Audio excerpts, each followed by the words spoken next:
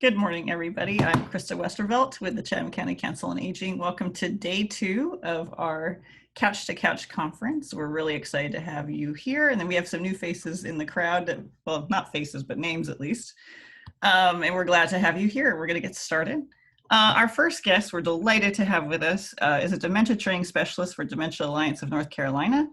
She received her undergraduate degree in nursing from UNC Chapel Hill, a master's degree in family health nursing from Clemson, and a postmaster's gerontological nurse practitioner certificate from Duke University. She travels frequently to share her expertise, conducting over 200 presentations and trainings annually to health professionals, community organizations, first responders, families, and others. Please join me in welcoming Melanie Bunn. Morning. I thought about doing this literally from my couch, but the lighting is not as good. So welcome to my kitchen. And this is my backyard. I'm not up in a treehouse, although I wish I was up in a treehouse. Wouldn't that be a great place to be living now? So I want to add my welcomes to Krista's. That I'm so glad that you've chosen to spend this time with us this morning. You know, you can make more friends, you can make more money, but you can't make more time. And so your commitment to being here is really precious and valuable. And I said, as we were gathering to Krista early, and I said to the couple of people who were here early, you know, this is really impressive that Chatham County Council on Aging is providing this service to their community. So reach out to them and thank them for their efforts and for their commitment, and reach out to the rest of your community and bring them into this opportunity. So having said that, oh gosh, we're all at home, right? And so what I was asked to speak about, I'm going to share my screen. What I was asked to speak about was this idea of oops, not that. Can you, just checking, you can see my screen. Yeah. It's this idea of caregiving while sheltering in place. So this idea that we are caregivers, we're still caregivers, but we're also sheltering in place. And maybe we're sheltering in place with the person we're in that partnership with, that care partner relationship with. Maybe we're care partnering with somebody and we can't get to them. We're still their care partner, even if we can't get to them. That's when one of the huge frustrations in the community that I'm associated with is I am still the care partner, but they won't let me in the door. And so how do I partner from here? So that might be something that comes up in some of the questions. But most of the people I'm talking with, and I'm talking to people in the work that I do for Dementia Alliance, in the work I do with my friend Tipa's company, Positive Approach to Care, with the work I do in my own consulting company, I'm talking with people all over the world. One morning this week, I talked with a woman in Australia. I talked with somebody from the United Kingdom. I think she was from England. And I talked with somebody who was stranded in Pennsylvania from Poland. Who couldn't get back to Poland. So, you know, and nobody I talk to these days, whether they're in North Carolina, whether they're in Australia, whether they're in London, whether they're stuck in Pennsylvania from Poland, whether they're from California, nobody I talk to get is feeling like they're at their best. Nobody is saying, oh yeah, this is the best I've ever been. I am the most flexible I have ever been. I am so creative these days. Take a deep breath. Truly with me. Some of y'all need a deep breath because you haven't had one in a while, because you're going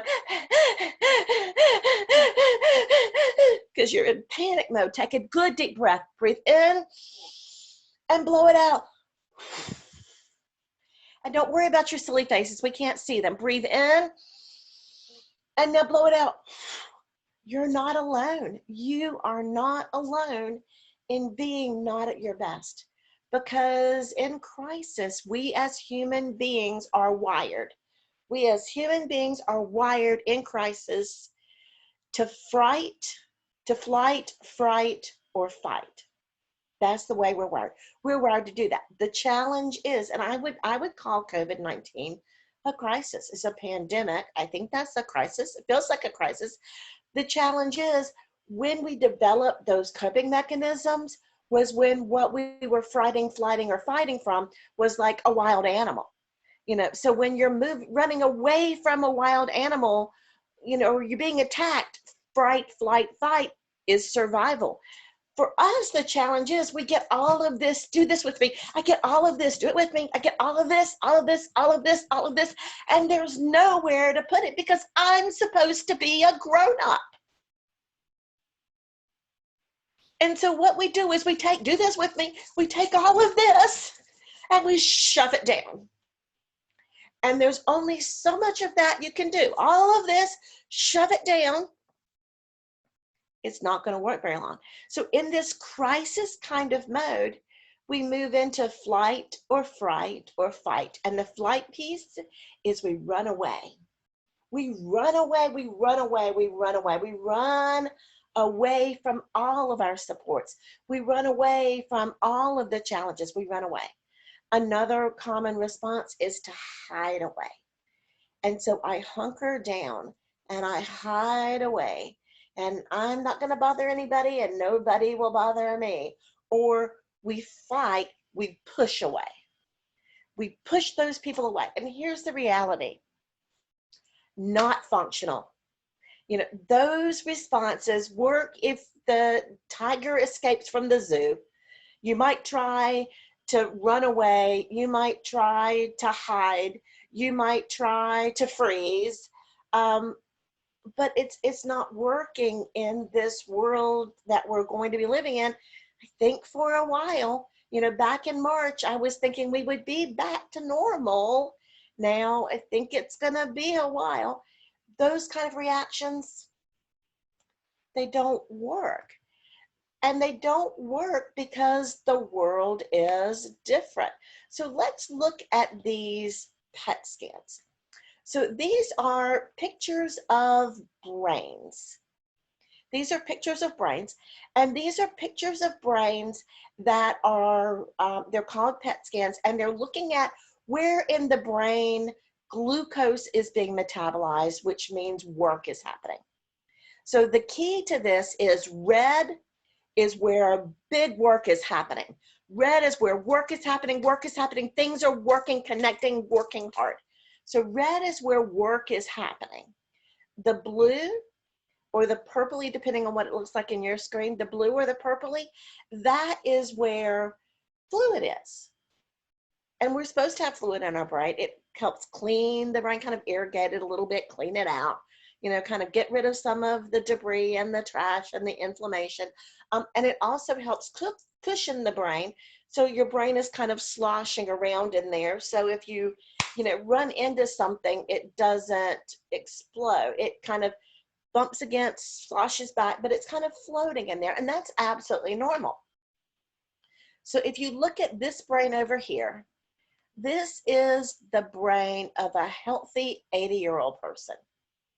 And that's how much activity is normal. So this is a healthy 80-year-old person. If I were to show you this slide in a different way, you could see that that is very, very, very similar to the brain of the healthy 20-year-old person. So there's not that much that changes with normal aging. People can still do everything. Might take a little bit more time, might take a little bit more support, but you can still do, unless disease gets involved, you can still do everything. We're looking at red, where it's working. So up here, this is your frontal lobe. So put your hand right here. This is your frontal lobe. This is your ability to use your impulse control. This is your ability to figure out how to do things in order. This is your ability to choose between things. This is your ability to take lots of information and decide what you're going to do that's logical and reasonable. This is your ability to look at things and say, I've got it. I'm really good with this. This is working. Or to say, ooh, help, Krista, I need help. I need help. Jackie, can you help me? This is your ability to do that. This is also your ability to look at it not just from my perspective, but to think about what's going on from somebody else's perspective. So why am I talking about this frontal lobe? This is the frontal lobe of a person who is at rest. Over here in this corner, this is the frontal lobe of somebody who is working really hard to try to solve a problem. This is a normal, healthy, older person working really hard to try to solve a problem. What you notice is the red goes up. Is that good? Yeah, trying to work through a problem, trying to figure something out, trying to solve something. You want this logic and reason and sequencing, and I've got it, I've got it, I need help. Ooh, other people think about this. You want all of those things working. That's really good. This is the brain of somebody who is not doing quite as well. This is the brain of somebody with dementia. And this is that frontal lobe that is not connecting, not working. And here's a secret. This person is identified as having dementia, but if this person right here doesn't take care of themselves, their brain starts to look like that. Now, it's just temporary. It's just because they're overwhelmed and stressed, but their brain can start looking like this instead of like this. So now, ooh, this part of their brain, their logic and their reason, not working so much. I don't now know that I need help. I start going. Krista says, Melanie, do you need help? And I know, I'm fine. I'm fine. I don't need any help. I'm fine. Don't bother me. I'm fine. I'm fine. I'm fine. I'm fine. When inside I'm going, I need help. I need help. But I'm going, I'm fine. I don't need any help. I'm fine. So that's one part of the brain that makes a difference right now in our world. The second part I want to point out is right here. So this is that frontal lobe. This is the healthy not working. This is the healthy working. This is what happens when either we're really not healthy or we're not acting healthy. The second part of the brain I want to show you is right there. And that is your amygdala. And your amygdala is your drive for your fight, flight responses. And if you notice, it's turned on, it's active, it's aware of what's going on. It's kind of lurking back there saying, do you need me? Do you need me right now? If you need me, I'm here, but I'm just waiting. You let me know if you need me. If you don't need me, it's okay, but I'm back here. If you need me, let me know. The person who's working hard, what do you notice is different between this amygdala and this amygdala? Well, this one's going, hey, I'm working, I've got you. So it starts to go up a little bit, up a little bit, up a little bit. This is going, I got it. Just hang on, I got you. This is going, are you sure you don't need me? Are you sure? Are you really sure? Are you sure you don't need me? By the time we get to here, when we get kind of stressed, we're kind of overwhelmed, things aren't working very well. This is just give and slam up. This is like going, I don't know what to do. I don't know what to do. What do you want me to do? I don't got it. And this now, look at what happened right here. This is going, I'm in charge. Run away. This is going, hide, or fight. So I wanted to show you those pictures so you have a sense of what's going on in your own brain and what's going on in the brains of the people around you. Because if you're in a care partnership, you may be here. You may be, I got it. I've got my resources. I've got systems in place. I'm taking care of myself. I'm getting enough to eat. I'm getting enough sleep. I'm getting enough exercise. I'm getting my primary health needs met. I'm good. But a lot of y'all, I'm guessing, didn't even start off there pre-COVID. A lot of y'all were already in this part where I'm working really hard. I'm keeping it together. Oh, are you sure you don't need me? No, I got it. You're kind of in this part. And with COVID, a lot of y'all have gone over to this side where I don't got it anymore. But you don't know you don't have it because you don't have this ability to see from other people's perspectives. So that's enough brain pictures. So let's move into talking about what they really thought I was going to talk about. Which is this whole idea of the difference between being in place and isolation. And I think those are really different perspectives, because finding connection means that I may be in my home, but I've still got connection in my world. I may be in my home, but I've still got um, people out there that are on my side. I'm still in my home, but I still have people who are part of my world. So finding connection in this idea of not being isolated, but being at home. The first piece of advice I'm going to give you, and I give very little advice. I'm much more into, let's talk about it. Let's figure it out. I'm going to give you a piece of advice. And the piece of advice I'm going to give you is ignore social media. And you know, if you learn nothing else from this except to stop comparing yourself to what social media says, you know, you have done yourself well by being here. Because social media, if you follow that, people are out there doing amazing things. People are building houses. People are taking shower curtains and building arms into them and hugging people through the shower curtains. People are doing, you know, these kinds of things. And this was pre-COVID, but you know, I mean, this was not pre-COVID, but this was pre-really shutting down a lot. People are building what basically looks like Hungry Hippo with laundry baskets and yardsticks. I can't do that crap. I can't do that. I'm a failure. I am a terrible activities director if I can't do that. And if I can't make this happen in my own home with my own family member, I'm a crappy daughter. Let it go. This is not real. This is not real, because the connections come in those little moments, not in the Facebook worthy post. The little moments are what really make the connections. The little moments are what make things real and what makes us connected. This is showing off. You know, this is not real life. The other thing I'm going to really encourage you to do is to limit your news intake. And I do this for myself. I try really hard not to watch the news. When 9/11 came through, I was 9 months pregnant, and I sat there on a Tuesday and I watched the news. I don't remember if it was Monday or Tuesday. I think it was Monday. I watched the news all day Monday, and then I watched the news all day Tuesday. And Wednesday, I had to go back to work because I just couldn't make it any longer sitting there watching the news.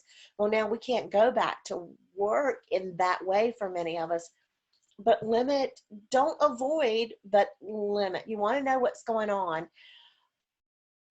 But the idea of more and more and more of the same, and the same, it hurts your brain. It actually makes your brain rust, not literally rust, but it makes inflammation and distress, and your brain can't do its job because you're so busy trying to survive, and you're so busy trying to shove all of this back down. So limit that, limit Facebook.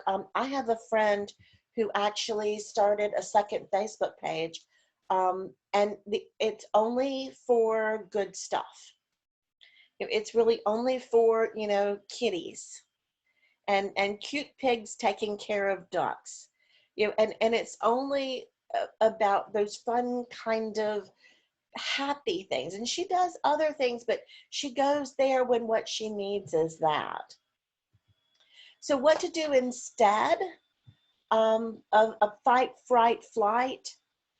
Say yes. And I was thinking about this when I was saying how much I appreciate Chatham County making this commitment. Is they've said yes. You know, they've said yes to trying something different. It's not what they want or what they would prefer, but they've said yes to trying something. And aren't we grateful that we're here with them today? So what to do instead? Say yes.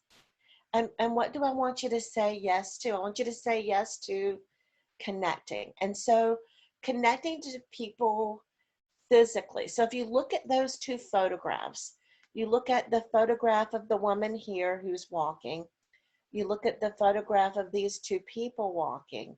And if you notice the things, you notice they are almost in exactly the same position, you know, walking, cane. But if you look at this woman, you look at these two people, there's a different kind of connection. They're on the same foot, they're moving together. So find that way to connect physically. So that might be moving together, and that might be putting on some music and just having the music on. So everybody just kind of do this with me. Just kind of do this, just kind of sway back and forth. And even though we aren't really together, you're kind of feeling a little bit what? It's a little bit, we're doing something together, we're connected. And so maybe you're talking to your grandkids, and instead of just doing all of this, you know, let's do some different things. Let's do some things moving together, together, together. Because when we start moving together, we start breathing together. When we start breathing together, we make that kind of connection. So moving together with rhythm, moving together with walking, moving together, just kind of clapping. And so we just kind of are together, and you can do that with just movement. My preference, and I know y'all either had or you will have a music and memory program, absolutely get involved with that program. That is a gift. But music makes everything better most of the time. So connecting physically with touch. When we get distressed, we tend to do this. So just do this to yourself. Just kind of pat yourself. And what you'll notice about patting yourself is even though it's you and even though it's yourself, it gets annoying. This patting yourself gets really frustrating and annoying. When we are trying to comfort people, a lot of times what we do is we start patting. So we start patting people's hands. We start patting people on the shoulder. We start patting people on patting people on the knee. Instead, do this. Kind of rub the back of your hand, or kind of circle your hands together and give some pressure like that. So using that deep pressure on joints, using circular movements instead of patting. So just take that same hand and just rub your knee and just feel how that feels on yourself. If you're with somebody, rub their knee, or rub their hand. And it's even better if you've got some nice smelling lotion, and it's even not over clothes, but you know, for hand to hand. It's even better if you've got some nice music on. And what you start to notice is there's a connection. There's a connection. So finding those ways to connect physically. So if we aren't in the same physical space, if what we are is on a Zoom call, if we're on FaceTime, you know, we can still, I can be playing some music in the background, and we can be talking with that and kind of have that going on in the background. So connect physically, connecting socially, you know, and that's where, you know, what we're doing now, we're using Zoom. We're connecting not socially, for cognitive kinds of reasons, but we're still using technology. So use that technology to make those social connections with the people you can't be with. Talking is wonderful. So being able to have the words, being able to see the person you're talking with moves it to a different level. So make arrangements for that. So modify for those of us who are getting older for changes with things like sometimes things need to be louder. Sometimes there needs to be more contrast, or the size needs to be bigger. Sometimes we need to change our voice, especially if you're talking on the phone, because talking on the phone can be harder to hear because a lot of people unconsciously read lips to help them. And so when we're not saying it, it sounds hard like this. So you can't really see what consonants are. And so those hard consonants starting out all parts sound like this. So it kind of has that jumbled kind of sound. So slowing down. And the other thing that can be really helpful is put your finger on your chin. Now bring your chin down a notch and say, good morning. And kind of notice what your pitch sounds like. Good morning. And now take your chin and move it up and say, good morning. And you'll notice when your chin is up, you get higher and kind of sing-songy. And when your chin is down, it sounds deeper. That deeper helps people understand, especially as you pass age 55. That deeper voice is easier for people to understand, especially on the phone. It makes it much easier. And if you have to, what did she say, up or did she say down? Just think about the choir at church, or think about if you've watched any classical music or any groups of people singing, because all the sopranos are like, and all of the basses are like, and it's not that the basses are sad, the sopranos are showing off. It's truly that when you lift your chin, your voice gets higher. When you bring your chin down, your voice gets lower. So the basses are going to be like this. The sopranos are going to be like this. It's just the way vocal cords work. So when we're connecting and there's distance between us, we're not right up on our person. We're not in physical space. We're connecting by technology, the visual and the words, but also the gestures. So a lot of this gets really, this is not good. This gets distracting and bad, and it's hard to kind of, and now it's in front of my face, and now it's, so simple kind of gestures, so is a gift. So using those gestures can help with that way, those ways of connecting. Connecting emotionally. This gets hard because whether you're in a caregiving relationship with somebody at home, or whether you're care partnering with someone who is away, and you're staying at home and they're staying at home, so you can't get to them, you know, we are all, I describe it as feeling a little prickly. And it's kind of a common experience for people in our world now, is people are feeling just a little edgy, just a little prickly. And when somebody is starting to verge into that, or, you know, kind of moving up, our tendency is, I want to make them feel better. So if Krista is starting to feel a little distressed, what I try to do is I try to calm her down. So I say, Krista, just relax. It's going to be okay. Krista, don't worry. It's going to be fine. Or Krista, you are overreacting. Now just get it together. And Krista's looking like, I wish I hadn't asked her to speak. Maybe I can close her out of the Zoom. Do I have the power to shut somebody out of Zoom? Can I get rid of this woman? And she might, so I better go ahead and try something different. Instead of really doing that, you know, or my situation is worse. That's the other one that happens a lot. Krista, you think you've got it bad? Wait till I tell you how terrible my life is.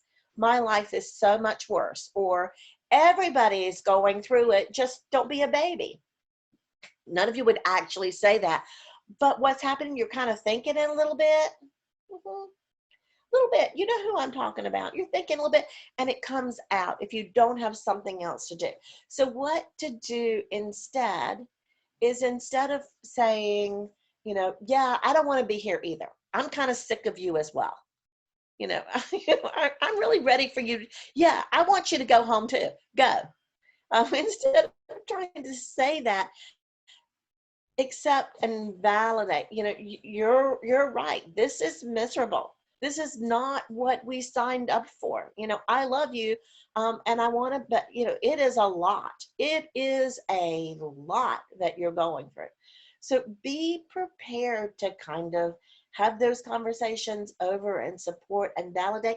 But then here's the secret: when you're doing that in your home, you've got to find somebody else to be on your side so you can do that as well.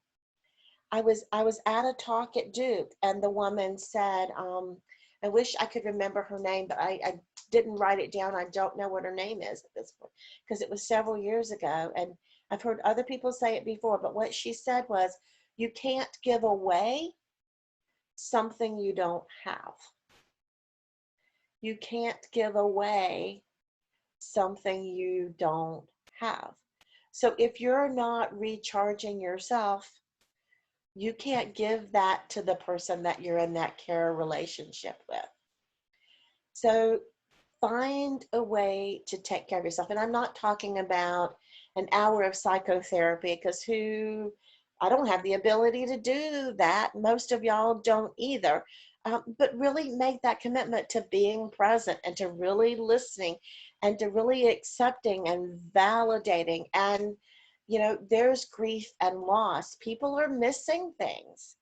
And some of those things will never get. My son graduated from high school this year. He missed a lot. We have been postponing graduation party. It probably won't happen now. Missing a lot. And that's a small thing compared to what a lot of people are giving up. A lot of people are giving up people in their lives. It's grieving and it's loss, and it's hearing each other and realizing that my grief and loss doesn't compete with what you're going through. And what you're going through doesn't take away from what I'm going through. Having this connection, this conversation makes it better. And there's these 3 steps to how to do that. I do a lot of work at Duke. I love, love, love my work at Duke, even though I'm a Carolina girl. Even though I'm a Carolina girl, I have a degree from Duke. I love my work at Duke. My work at Duke, we almost always, everything we do, we come up with 29 steps. And I don't know about y'all, on my best day, I'm not doing 29 steps. So this has 3 steps. And the first step is start with the feeling. So say it with me. Looks like you're angry. Sounds like you're frustrated. Seems like you're sad. Feels like you're relieved. Don't be afraid to talk about those feelings. Don't be afraid to give them names, because if you're talking with me and you say, Melanie, you sound really frustrated, I'm going to say, you are right. You're the smartest person I've talked to this week, because you're now the person who gets it. And then the second step is tell me about the frustration. I'm frustrated because I want to go out. I want to go to church. All I want to do is go to church. You really miss being at church. That's right. I want to be at church. And then we move into I remembering. So moving from the talking to the doing, and the doing might be remember. I remember how wonderful the music was at church, and that always gave me such a wonderful uplift. You know what? I've got some music recorded. It's not the same as being there, but maybe it'll help a little bit.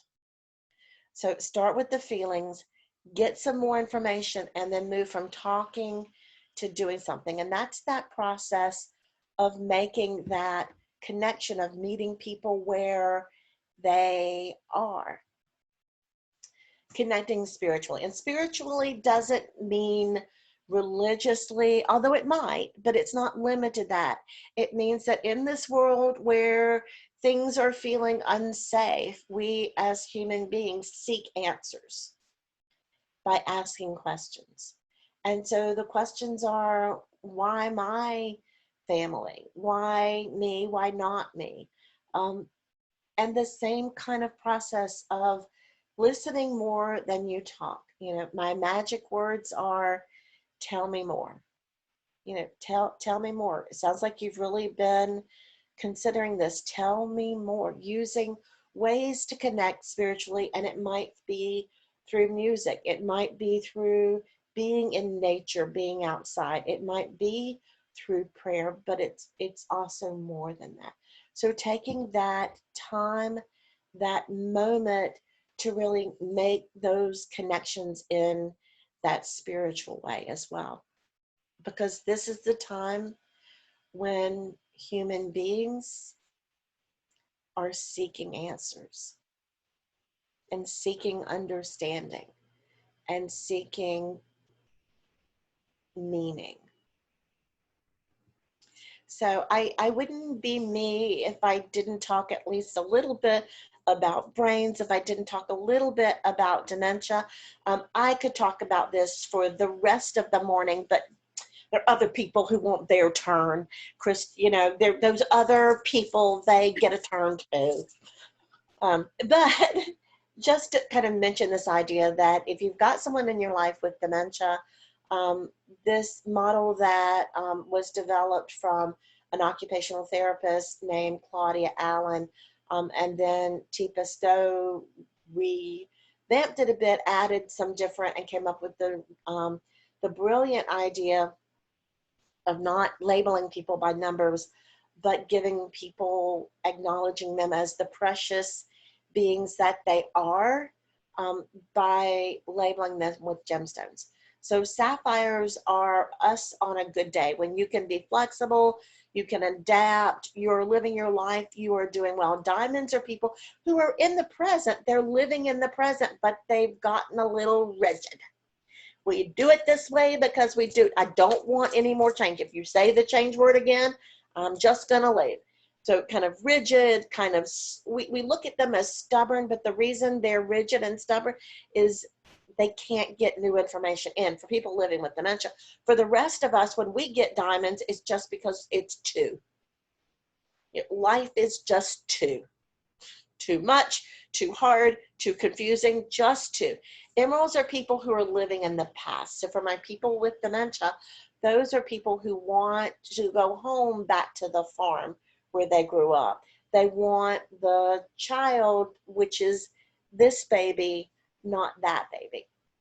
Ambers are people who are living in the moment, so they're touching things and they're manipulating things, and the past isn't really, the future isn't really, the present isn't really, it's just kind of right now. So they're taking things and working with them and pulling them apart, and you just got it rethreaded, and now I'm pulling it apart again. Rubies are people who are living in the movement, and they're on or they're off. If they're on, they're going, but they've got that really kind of not arm swinging, kind of like this, moving kind of slowly. If they're not moving, they're not moving. And pearls are living inside. So that's that end of life moment. That's that moment where the person's world is so small, they're deep inside there, but they're bedbound, chairbound. It takes a lot to get through the shell to that person. So that's a little bit about what people living with dementia are experiencing as part of their disease process. So going back to say yes. So I want everybody to say it with me. Yes. Say it with me. Yes. Yes. Yes. Say yes. Write it on your calendar. Yes. Put a big sign on your door that says yes. Because when we get threatened, when we're feeling threatened or intimidating or uncomfortable or unsafe, our tendency is to say no. Because no is comfortable and no isn't challenging, and no actually becomes very dangerous.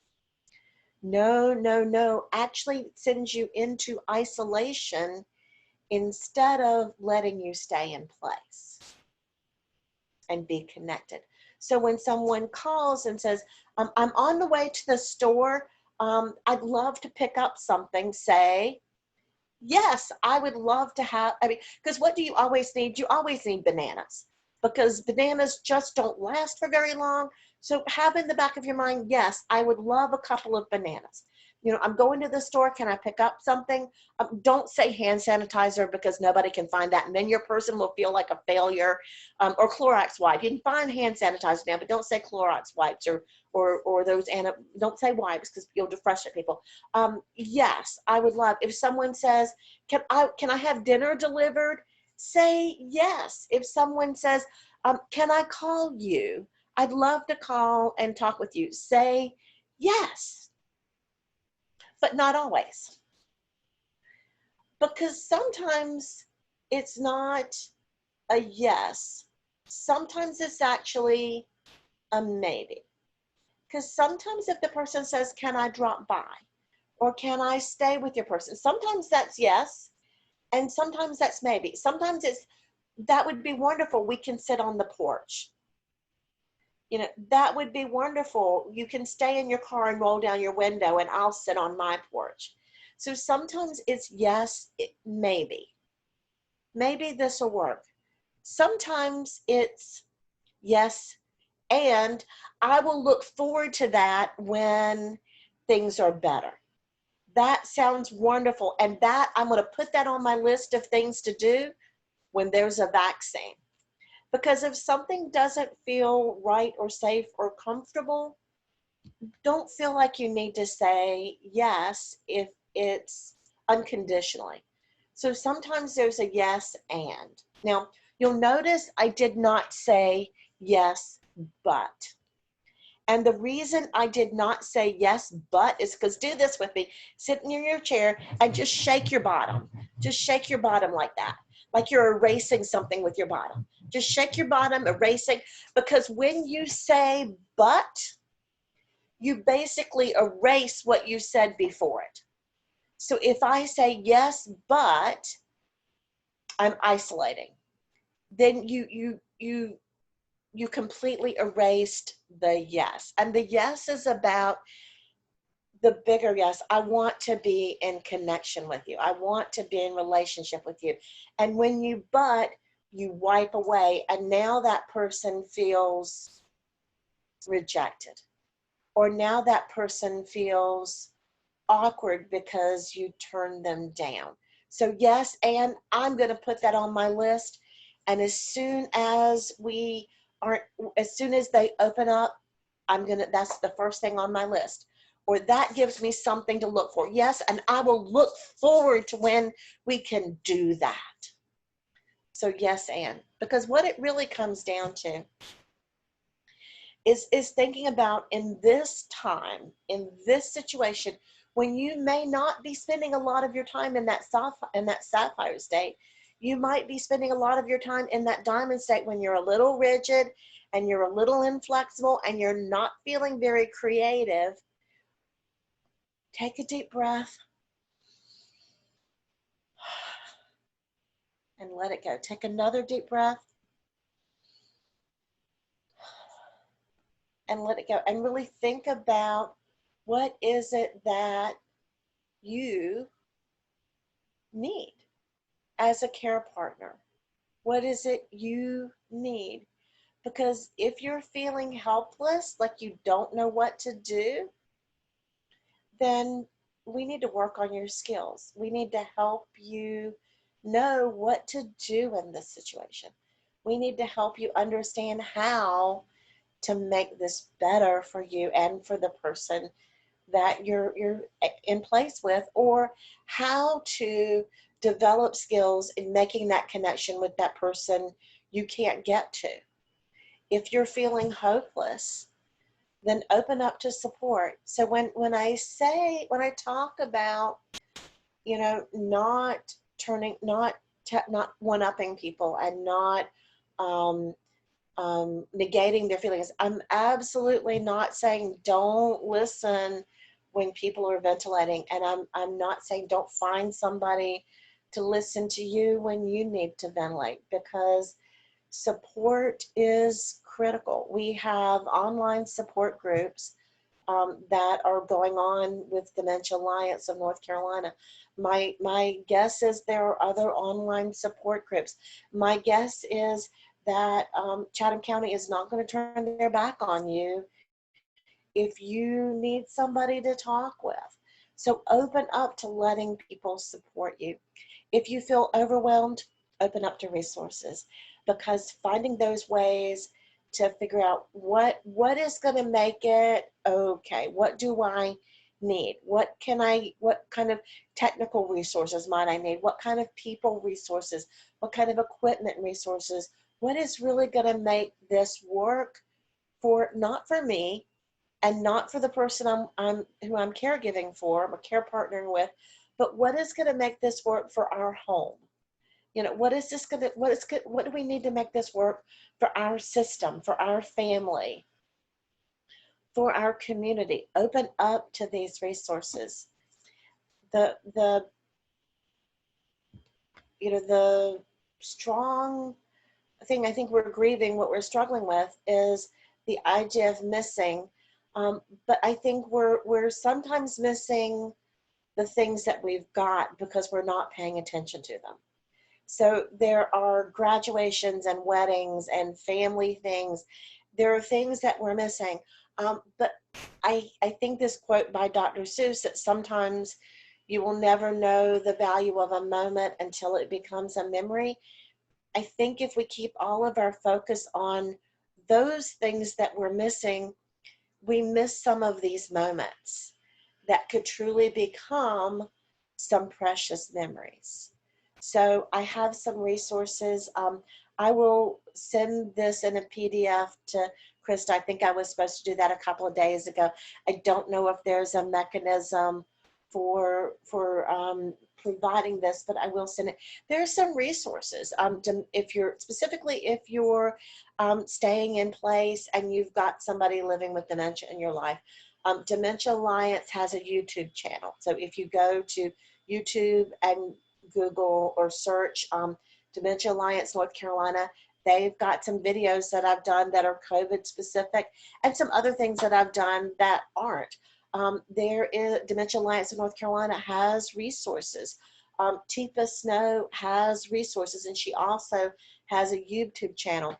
And the other one I want to mention, if you just Google spiritualeldercare.com, if you just search for that, it's a minister, a clergy person who has developed some tremendous resources for integrating spiritual care into COVID lockdown. She did a piece on communion.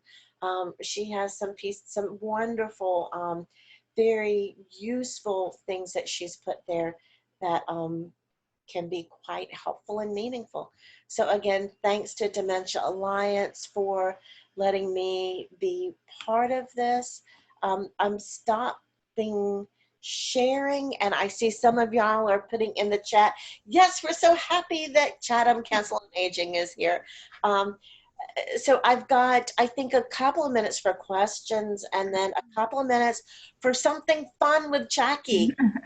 So if you've got questions, if I can be helpful, I'm going to turn it back over to Krista. Sure. And hold on, I'll just pop it to me. And yeah, Melanie, if you give me the PDF, I can send that out to all the participants without issue. If anyone wants to ask a question, there's a Q&A, there's a chat, and you can also raise your hand, and I can unmute you if you wanted to ask rather than type. So just let me know. We'll leave it open here for questions for a moment. I'll put it back on Melanie. And so questions might be things about staying in place. Questions might be things about dementia. Questions might be, things about where I got my stained glass from. My brother gave it to me for my birthday years ago when I first moved into this house. So anything I can be helpful with. All right, we've got just a comment. Mary says, thanks, Melanie, very helpful. Oh, thank you. Question, Melanie. This is Jackie. Hi, Jackie. So one of the things that we've been working toward is, especially at the Council on Aging, we've really worked on trying to reach out to our folks. And some of our folks have dementia, most of them don't, or at least that we can really tell. But when you talk about the isolation part of it, we really want to figure out how to get to the people that may not have the technology. Mm-hmm. We find that there's quite a few people that are connecting with us, like the wonderful group of participants that we have on here with us today. But we have some people that only have telephones. So I really appreciate the pointer that you gave us to drop our chin so that we talk lower, because they can't read our our lips as we're talking on the phone. Are there any other pointers that you can give us to reach out to people that maybe don't have the technology to get onto Zoom or anything like that, things that you found that's worked for you? Yeah, that's a really great question. It depends on what your resource and then what you've got.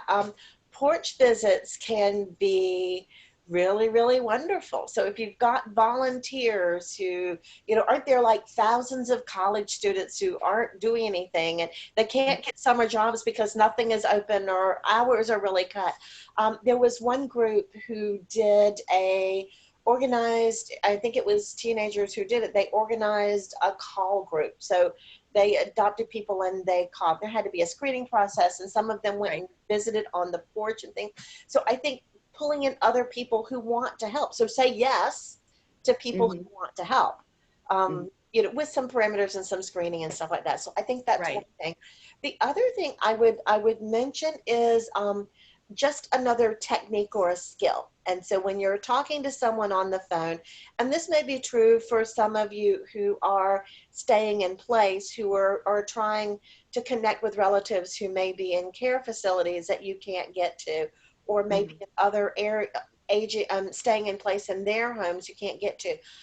Just the idea of what time feels like and what silence feels like. So what I'm going to do is I've got my timer set on my clock, on my phone. I'm going to just time 10 seconds of silence.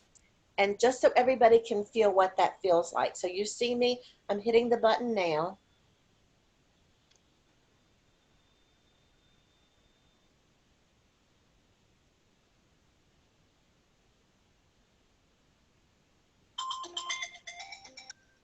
Now I'm betting for most of y'all, that did not feel like 10 seconds, did it? For most of y'all, that felt like forever. It felt like forever. There's nobody talking. Why is there nobody talking? Why is there nobody? People are supposed to be talking. And so this idea that people are supposed to be talking, and that's why you're on the phone. But what can often happen is when you get you give that breath of quiet, then people are able to say something that's meaningful. So we've been all kind of chit-chatty. Oh, doing fine, staying busy, loving what's going on with Netflix, da-da-da-da-da-da-da-da-da. And then there's a moment of silence. And if we don't fill that up, sometimes in that breath, people come out with, this is really scary. This is really lonely. You're the first person I've talked with in 3 days. And so not being afraid of quiet can be really powerful. So that's great. That's great feedback. That's a really great idea. It looks like we've got, it might be Susan. It says owner. I think it was Susan yesterday. Susan, if you want to unmute. Hi, Krista. Hey, how are you doing? We're just wrapping up here, Kate. Thanks. Oh, sorry. Oh, no, you're good. You're good. I'm glad you said it was a perfect moment to say hi. I think it says owner and the hand is up. I think it might be Susan. If it is. I didn't. This is Susan Hardy. Hey, Melanie. hey, Susan. Just a quick question. What kind of reaction have you had from caregivers when it comes to having Zoom meetings for caregiver support? I haven't had anyone that's really wants to do that, and I just wanted to know, some of the precautions or even an alternative to give them that, interaction between each other. Yeah, and I've been doing them throughout, kind of starting the first month, and we did some training for our facilitators on how to do Zoom calls. And what mostly happens is people say, this has been wonderful. I'm so glad we were able to get together. I'm so glad, somebody else gets it. Somebody else gets what I'm going through. And there's that underlying, I wish I could hug somebody. There's that underlying, I wish we were together. But there also is, it's not nearly as bad as people thought it was going to be. And so what I might do is I might start it out as, let's get together and have some information, and then we're going to do some sharing. So people will come together for some knowledge or to learn something. So I come to learn something, and then I might hang around to talk about life. And so that kind of approach is sometimes a good way. Or I tell people, just try it. You don't have to like it. Just try it one time. And if it doesn't work for you, that's fine. And having reasonable expectations. Okay, that sounds good. I was thinking about doing like a topic and a short topic just to get the conversation going and then get people to share. I think that's a wonderful idea. We had a Zoom call with my mom. For the first one was on Easter, and because they're grandchildren and children, and at the end of it, she cried and she was so sad, and oh, I wish everybody was here. But then when we had another one, it was better, Mm-hmm. she was glad to see everybody, even if they weren't in her house. So people adjust. And that's one thing we forget sometimes about older people is we often have this image of rigid and inflexible, but the truth is people who survive by being adaptable. And so people adapt and people change, and that's how you age successfully, is by being able to do adapting and changing. So All right. Thanks again for today. thanks. It was fun to be with y'all. So I'm going to give you a visual cue and say thanks to all of you for inviting me into your living rooms or your kitchens or wherever we are, and to send you prayers and blessings as we move together into this new time. Thank you so much, Melanie. Thank you. Bye.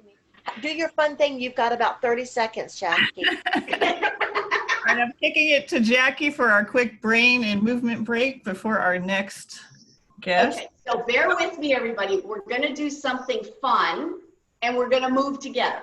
Okay, so we're going to take two of the things that Melanie talked about. So honor me with this little bit of fun here. So we're going to take a hike, but I want you to be aware of the bear. Okay, so here we go. I want you to walk in place, whether you're sitting or you're standing, doesn't matter. And I'm going to recite a little bit of poetry as we do this. So go on a little journey with me. While walking through the woods one day, I came across a bear. Remember, you're walking. I wish now that I had read the sign, the one that said, beware.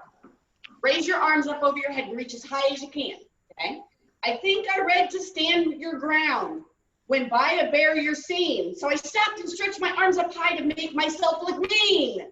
Wave your arms as if to shoo the bear away. Wave your arms, just wave them, any which way, any which way. The bear began to smile and giggle, and then he laughed out loud. As I tried to shoo him away, he rolled upon the ground. Walk in place again, this time a little bit faster if you can, okay? If he wasn't being serious, then neither would I be.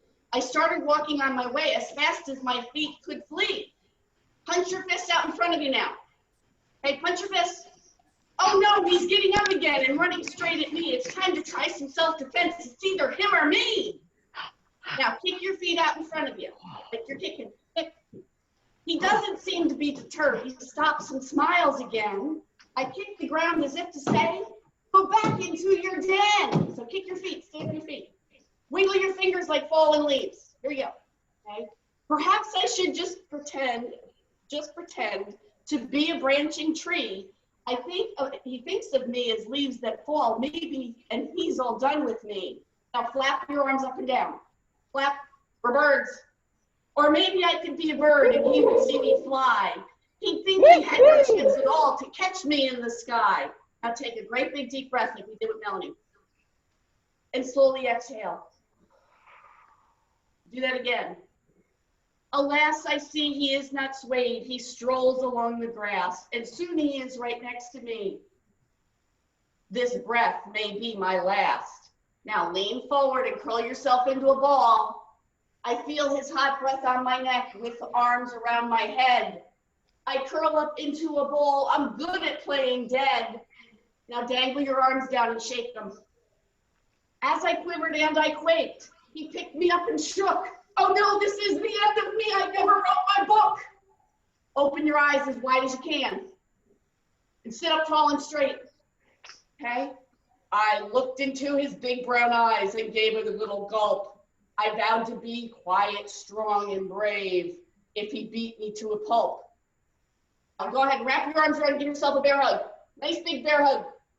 He put his arms around me tight. I've never felt so snug. It seems that all he wanted was a great big old bear hug. See, life isn't as bad as you think it is. We tend to make assumptions. Thank you so much, You Jackie. got a little bit of movement, a little bit of levity, and hopefully I didn't take too long. No, you're good. You're good. It's fine. All right. I'm going to introduce our next guest. Our next guest is a professional actor, a certified environmental educator, and a NIA first-degree black belt.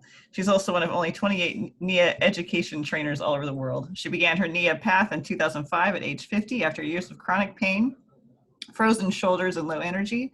Moving to beautiful music and listening to her body brought healing to all joints, joy into her life, and weight loss. She has received all available belts, white, green, blue, brown, black, and first-degree black, and NIA 5 stages of healing certification. Very impressive. Join me in welcoming Kate Finlayson. Hi, Krista. Is it just 3 people here? I mean, me and you and Jackie. Well, it's a webinar, so we've got people who are watching us. We just can't see them, so it's Okay, a great. format. So you're just seeing us. But we have an audience. You can't see them. So we do have folks. All right.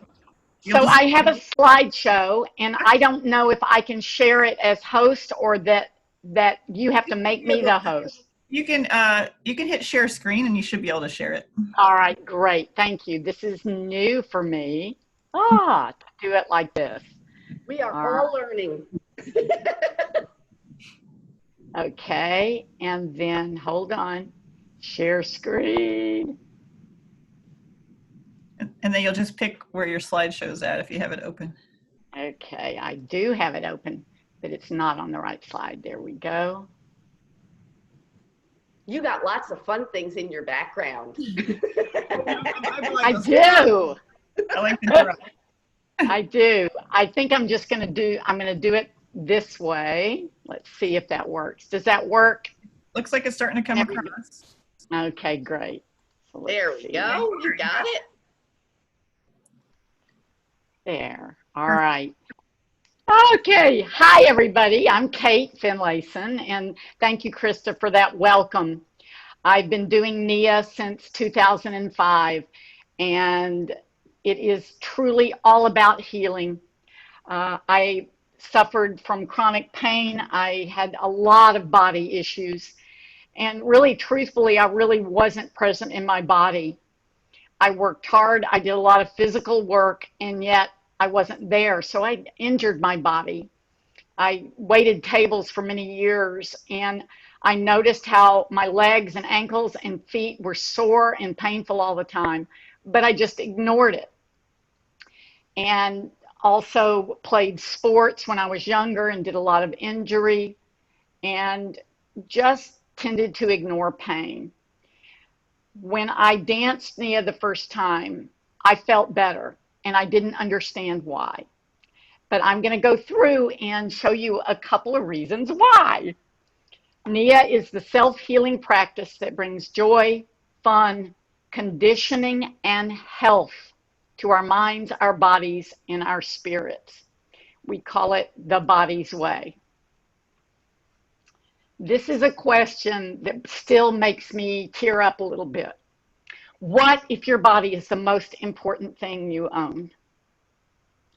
And ignoring my body for 50 years of my life and taking it for granted and being angry at it was kind of the way I lived my life, trying to control it or look a certain way or literally hate parts of my body.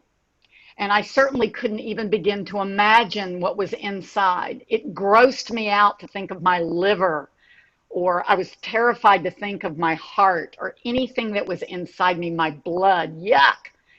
And this deepening relationship to my body, by appreciating it, has changed my life, and it really started me on a healing path. We know that movement is healthy. Everybody, from fitness experts to doctors to even couch potatoes, know that movement is healthy. We all know that when we move, we feel better. And it doesn't have to be big, and it doesn't have to be going to the gym for 3 hours a day, and it doesn't have to be painful. Movement that feels good heals. Just what we did just then with Jackie leading felt good to me. Pretending that I was all those things felt good.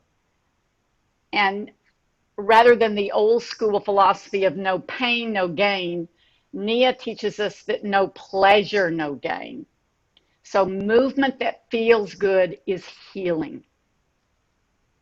And love heals. When we love our body, when we love ourselves, when we love one another, this is healing. It's been proven time and time again from great church leaders to doctors to Reiki healers to people in all these realms of healing that we are mind, body, and spirit connected.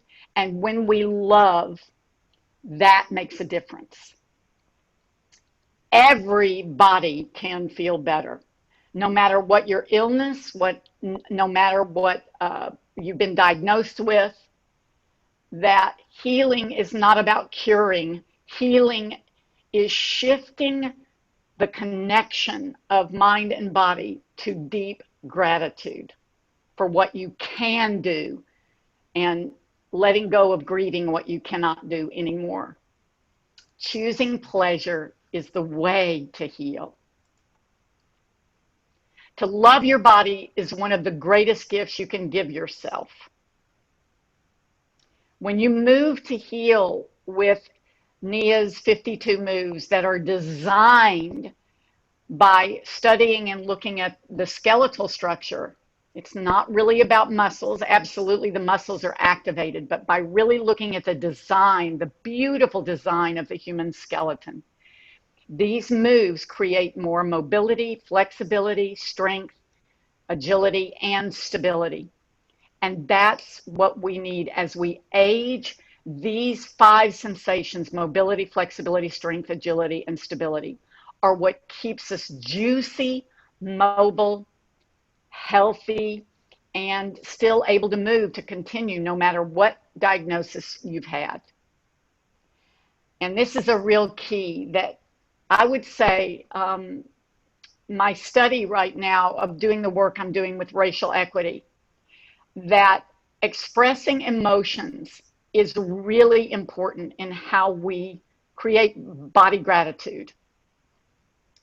And it's fun to pretend to be a dancer, just like we pretended to be a big bear hugging ourselves, that we can increase our mind and body wellness by expressing feelings, even if we don't really feel them. We're just acting or faking it. That actually makes a difference. They've proven that with laughter yoga, if you laugh, even if you don't feel like laughing, if you just go ha, ha, ha, ha, ha, the brain actually gets the message that there's some joy going on. There's some lightness coming to your body. Using your imagination and the ability to visualize, which is a very human quality. This is a gift as a human that we can do to use to heal ourselves. And what Jackie did was a perfect example of that in the last session. Body gratitude. To say every day to ourselves, I am grateful for my body. Just by speaking those words and saying it out loud. I love you, body. I am so grateful for everything. I'm grateful for what you do, liver and spleen. I love you, colon. I love you, feet. Thank you, feet, for walking and dancing and moving with me. I'm so grateful for my knees, that they can still bend. All of these things can actually improve your ability to function. Connecting to breath and making sound. Ah, yay! We sing, we chant, people have been doing this from the beginning of time. That's because it brings more breath into our body and that medicine of oxygen. Moving your eyes around and looking and seeing and activating conscious awareness can help your sight. Touching your own body, touching space as you move is a self-healing act. Listening to music is healing your brain and your body. This has been proven through science for years, that listening to music, even if you don't particularly like the music, that these vibrations and these tones that activate our brain consciousness, feeling and sensing rhythm like our own heartbeat, is actually healing our bodies.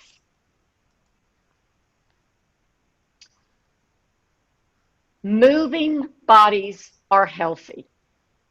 In NIA, we have 13 main joints. We have a lot more than that in our body, but by becoming aware of these 13 main joints and moving them, we can improve, even with small movement, the entire functioning of our bodies. When we move the way our bodies move without thinking we have to imitate a teacher or be the way we used to be, simply moving the way our bodies move in the present is a gift. And it is so healing to let go of imitating what we see and actually doing what moves us to feel better. In NIA, we have both form and freedom. We have 52 moves and choreography, but we also invite freedom within that form, and we use a lot of free dance movement. We condition our hearts, and not only that, our respiratory system, our lymphatic system, all the systems of the body are conditioned by this movement.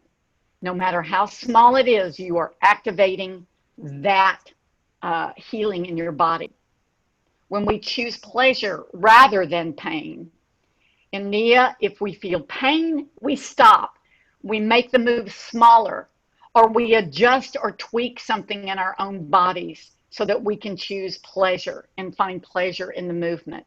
That can be something as simple as, rather than using your palm up, we adjust and put our palm facing downward, or lifting your shoulders up too high, bringing them down so that there's comfort in your shoulder girdle.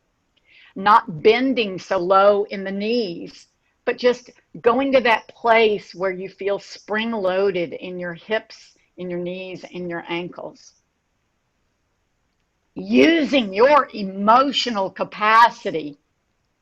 The first time I went to a different church than mine, where it was primarily African American, and people were calling out and chanting and saying things and validating what they heard. I loved it. I was like, wow, they're moving. And I love going to my friend's church in Birmingham because they play music and people dance at the church service. I love it.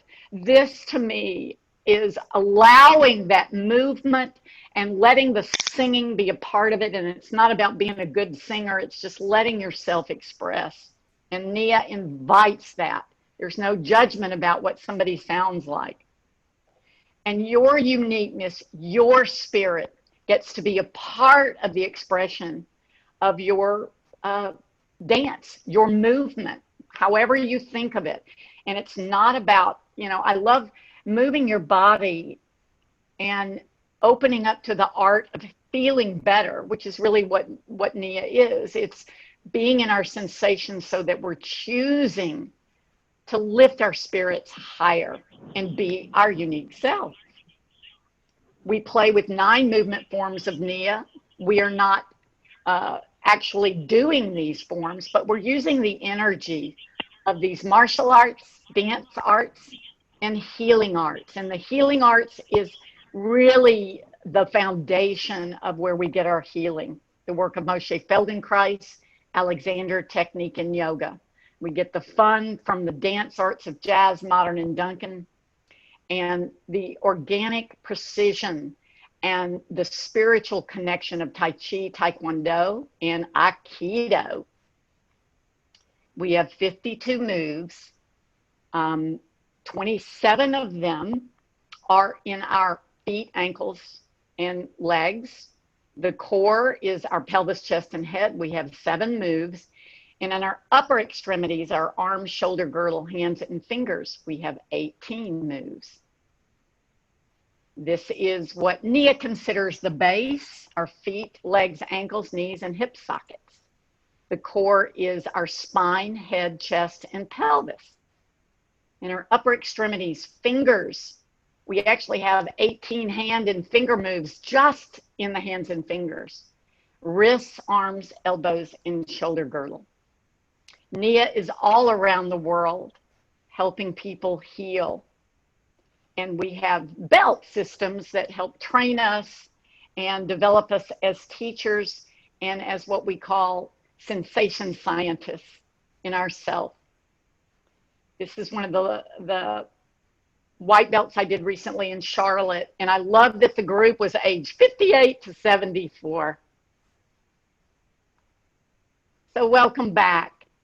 Hi, does anybody have any questions before we begin to move? You can unmute yourself if you have a question. Yeah, or you can raise your hand or put it in the chat, either one. Thanks, Krista. There's like 3 different ways that they could talk to us on here. So Cool. and I'm not seeing any just yet, but Do we know if there's anybody else with us right now? yeah, no, we've got almost a dozen folks watching. Hi, everybody, whoever you are.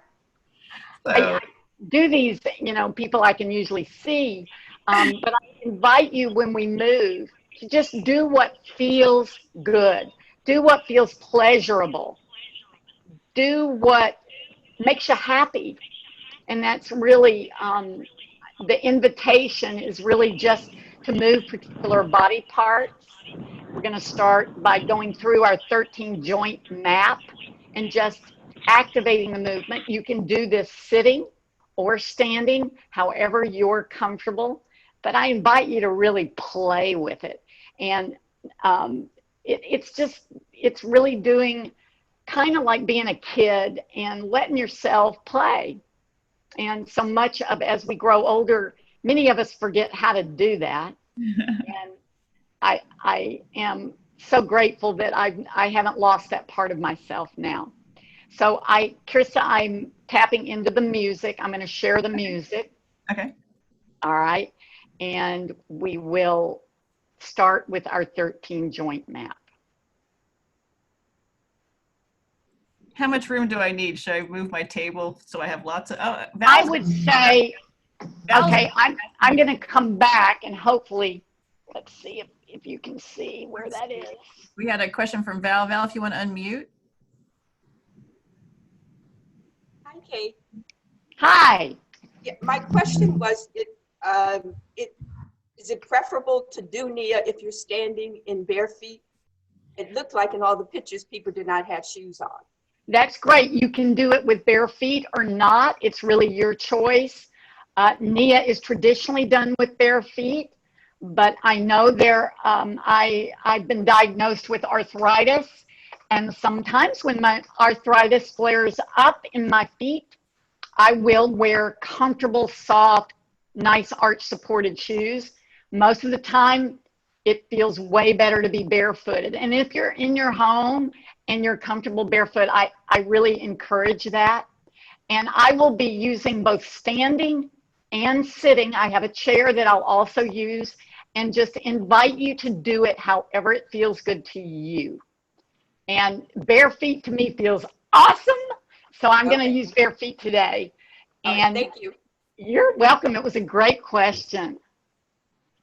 Thanks, Val. Yeah, I would say Nia is definitely from the martial arts. That's where the creators, Debbie and Carlos, learned that by moving with bare feet, that they were able to be in relationship to their stability so much better by those 7,000 nerve endings on the bottom of each foot.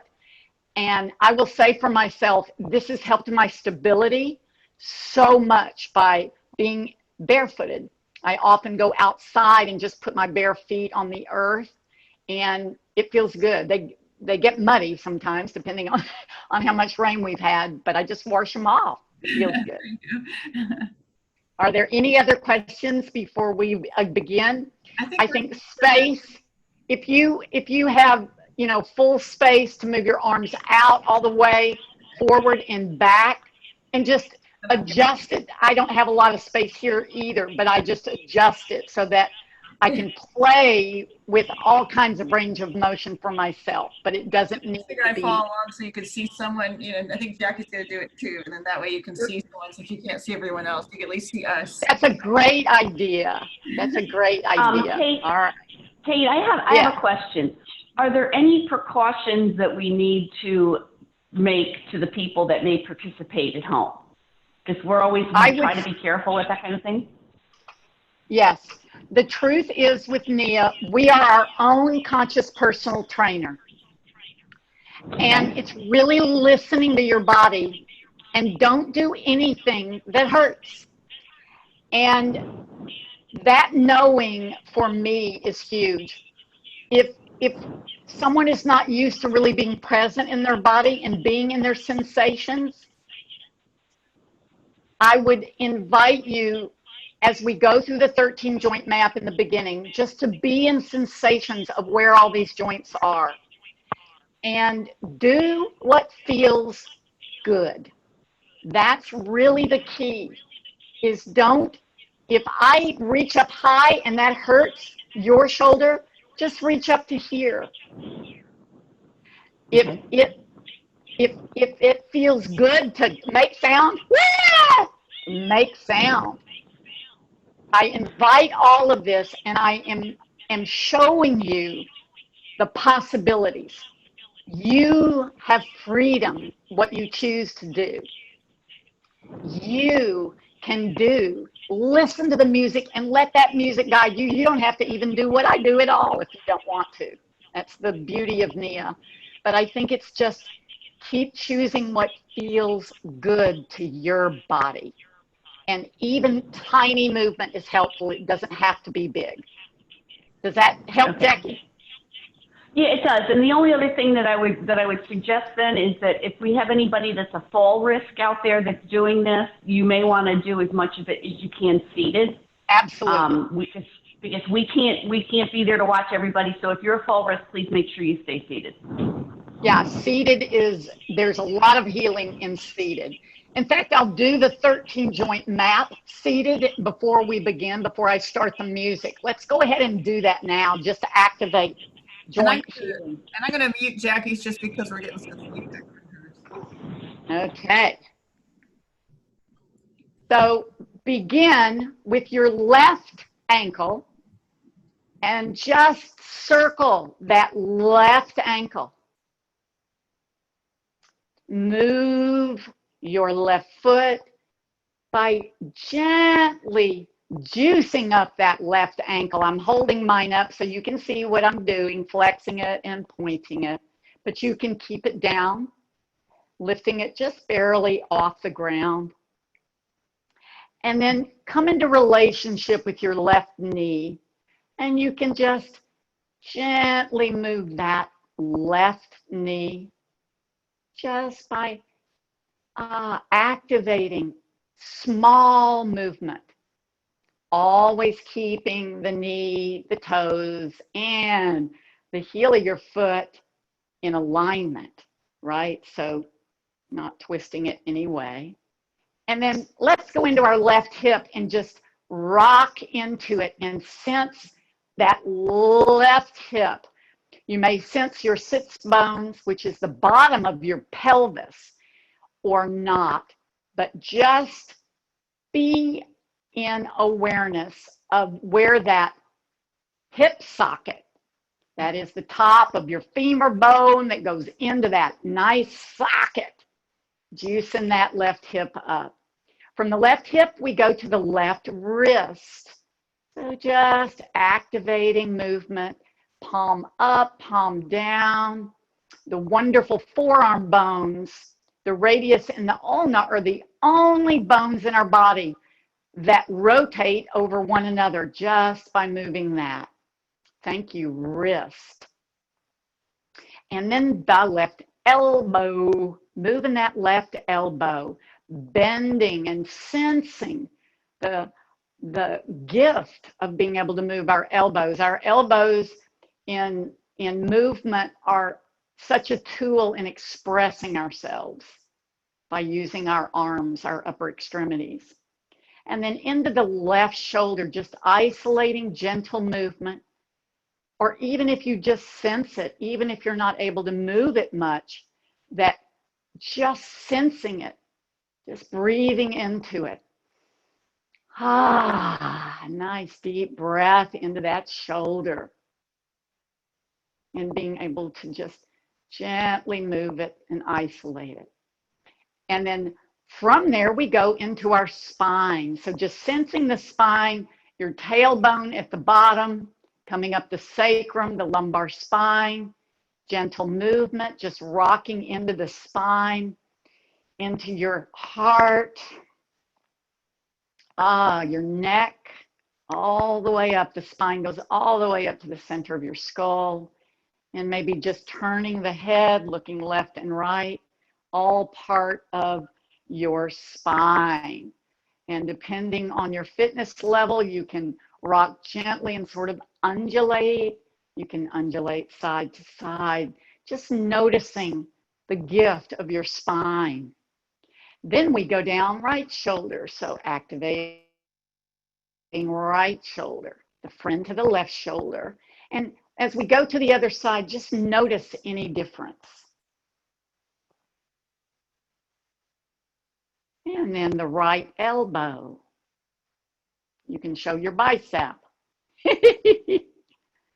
Activate what I call the granny flap. I love that part of my body. One of the great things of aging is loving all the gifts of aging, that I'm older and I have things that are changing on me in my body, but to look at all these things and just be grateful. And then from the elbow down to the wrist, hello, you can wave to everybody, activate that wonderful wrist, shake it out. The radius and ulna, palm up, palm down, playing with that. Just doing this little joint map every day, if that's all you do, that's awesome. This is powerful healing. And then from that right wrist into the right hip socket, just kind of rolling around on your chair, sensing that right thigh bone, how it moves into the hip socket. And then your beautiful right knee, touching it and then moving it. Your body's way, always doing what feels pleasurable. So gentle movement into that knee. Mine's kind of clicking, so I can tell I haven't really moved much yet today. Yeah. And love, love, love. I'm loving you, loving your knees. And then finally down to the right ankle. There was a little crack. That's awesome. And then pointing and flexing, circling that. And being present now. I just invite everybody to take a big breath in and exhale. Ha. Big breath in. Ha. Make a big sound when you exhale. Big breath in with a big sigh. Ha.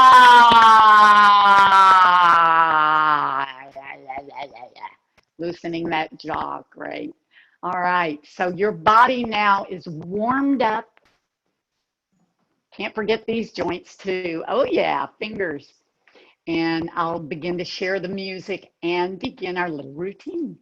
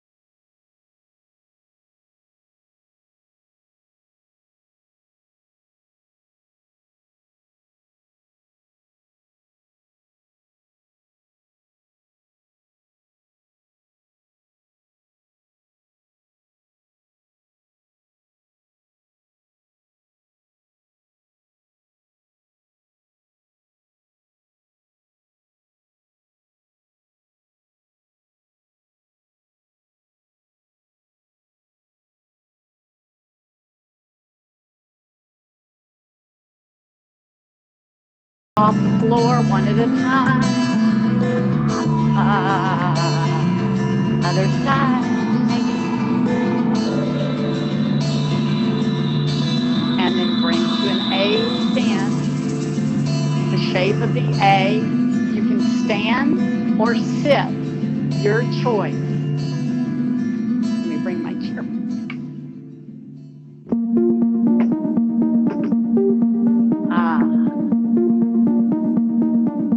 Now, little chops. You can tap your toes, tap your feet to the music.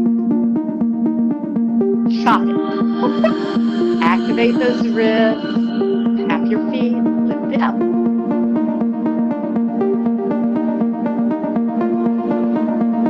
You can go slower if you like. Your choice. You can go faster. It's your body's way.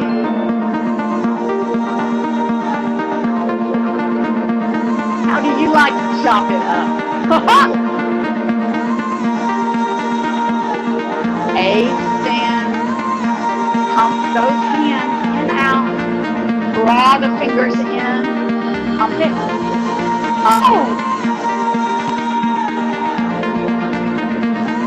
Now reach up. Walk down the diamond-studded concrete canyons.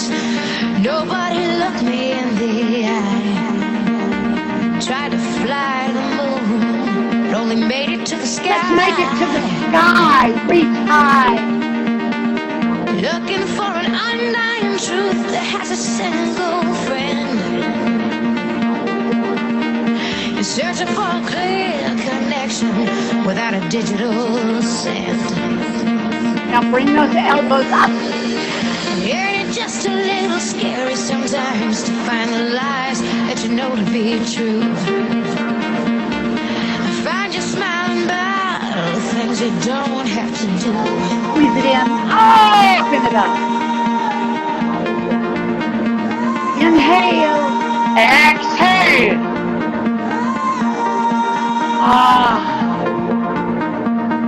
Now take a circle around. Bill doesn't call me anymore. I hear he's found religion. He's watching Benny Hill with a big haired blonde beautician. Other side. All the words and gesticulations that came before. Everybody don't cinch your seem shoulders. You can feel fine to drop a dime if you're ever hanging by a string. Now, But ain't it just a little scary sometimes to find the lies that you know to be true? I find you smiling about things you don't have to do. Things you don't have to do. things you don't have to do. You don't have to. Not today. Things you don't have to do.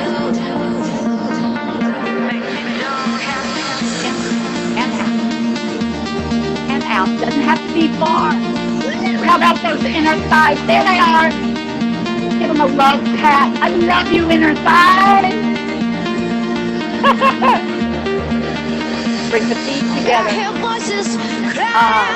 Final roll. Down and up. Standing. Contentious rambling incantations of some senile bard.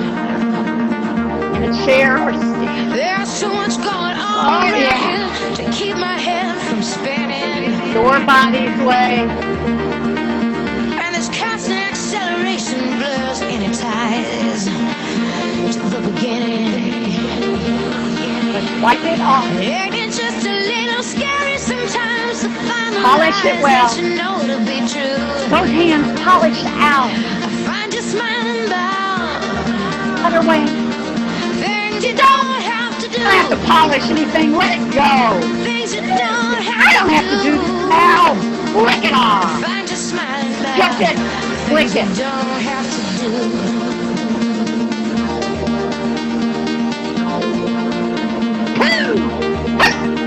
Make it sound.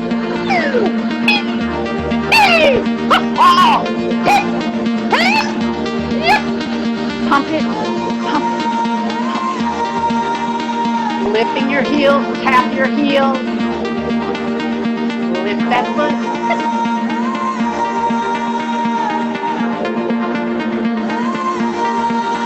Tasting. Love those knees. Circle. Circle the other way. Thank you, buddy.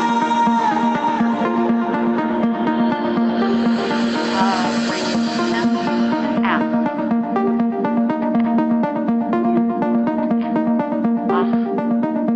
Squeeze it. Release it. Squeeze. Release. Root your feet. Little rumble.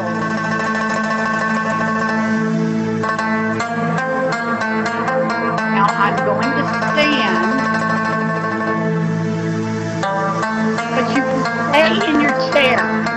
Adapt it your way.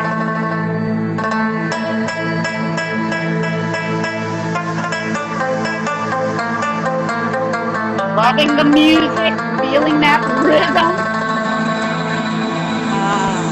Shake out those arms. Shake your tail. Oh yeah, you can do that in the chair. Hip sockets right there. Shoulders. A little shimmy your way.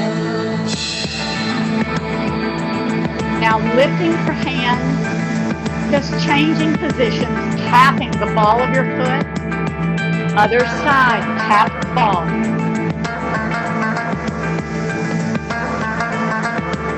Playing with palm direction. Do it quick or slow, you choose. Shift side. Enchant your elbows. Create magic. Woo! Now we're going to play with a little taekwondo. Say no, no, no, no, no, no, no, no. Yes. Shake it out. Yes. Yes. Jazzy, baby. Yes. Tap it. Woo! Flowing the fingers. We call it creepy crawlers. Activate mobility. Tickle the space.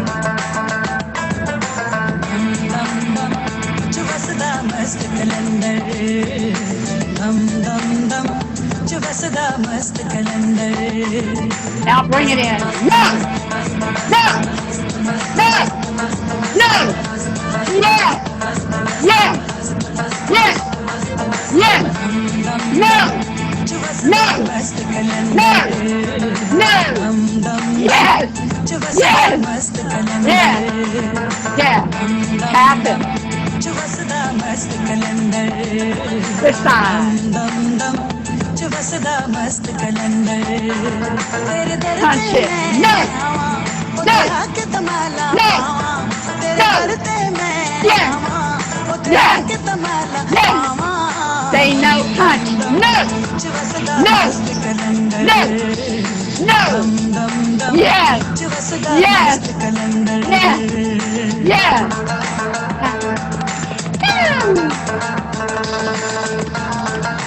Everybody, watch your hands. Eyes, look at the fingers. Play that instrument. Woo! Now stepping forward, reach into the corner. Reach. One foot in front of the other. Reach, grab it. Grab it. Grab it.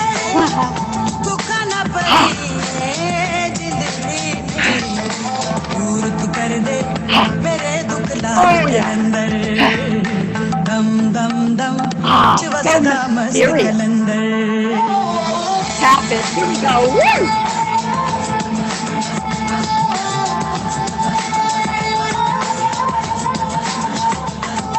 Energize it your way. Big movements are tiny. Bring it in.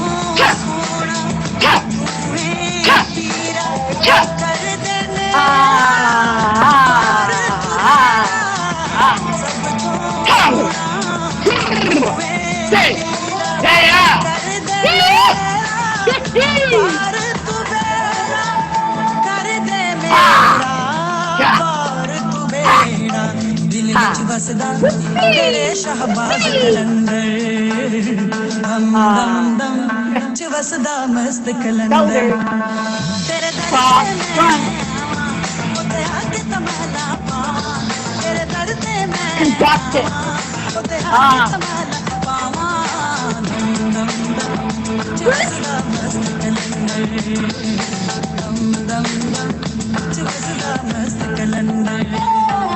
Now, open palms, big circle. Palms up. Expand. Blow.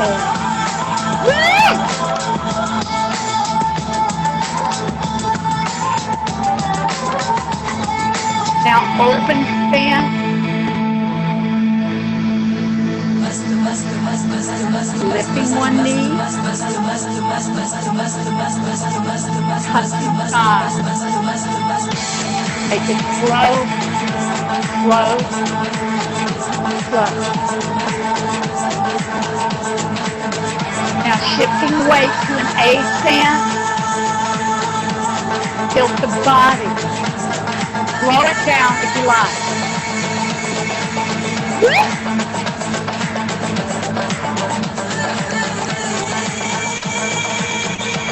Now hip bounce in your seat or standing.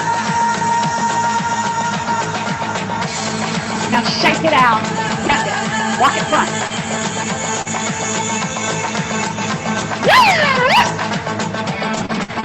The knees, shoulders.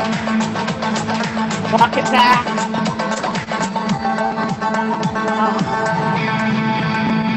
Lift it up. Prayer hand. Take it back.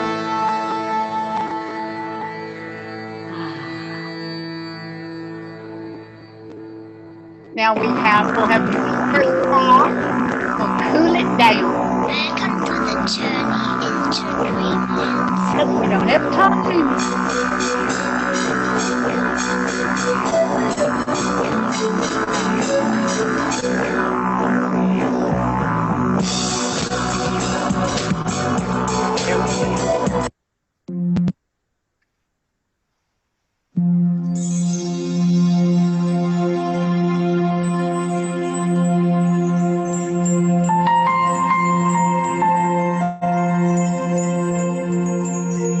There we go. Just looking at the time, Krista, and I figure we better begin our cool down. All right.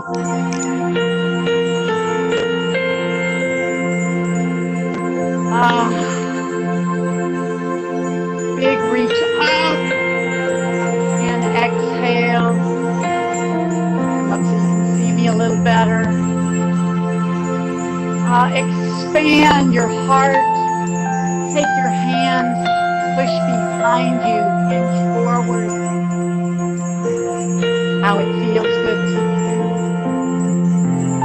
And then pump the hands and reach and breath across your heart. Open it. Push it back. Your hand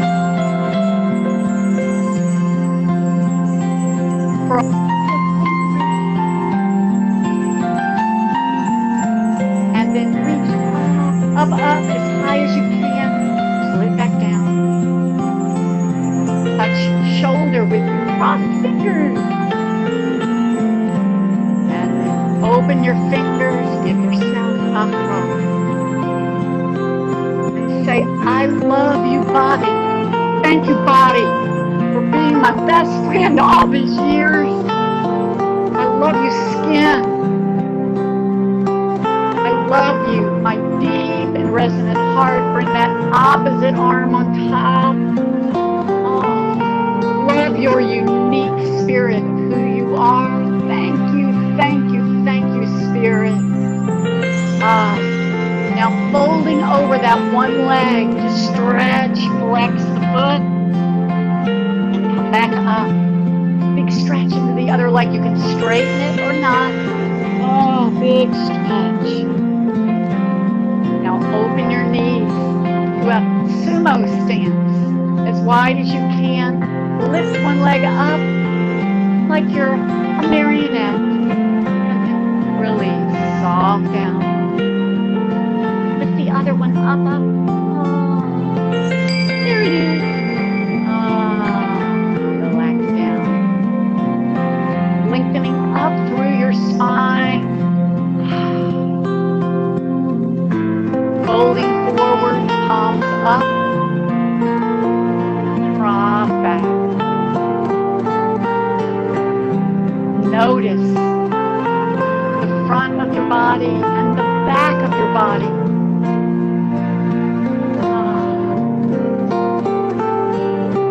Take your hands and brush across beautiful velvet, soft, luxurious. Big breath in, and out. Soft and gentle movement.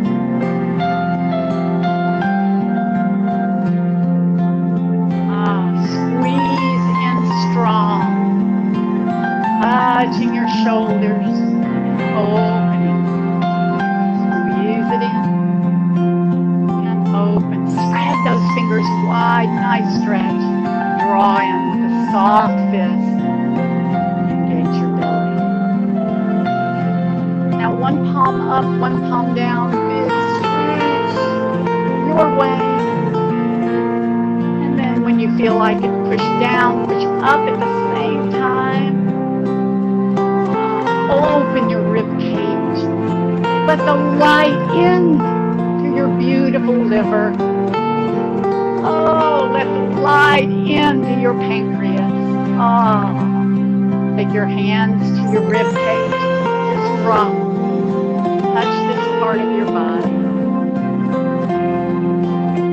Feel that healing music receive. Touch your heart and lungs. Touch your chest, your breasts. Honoring the journey of your body. Take your hands to your face.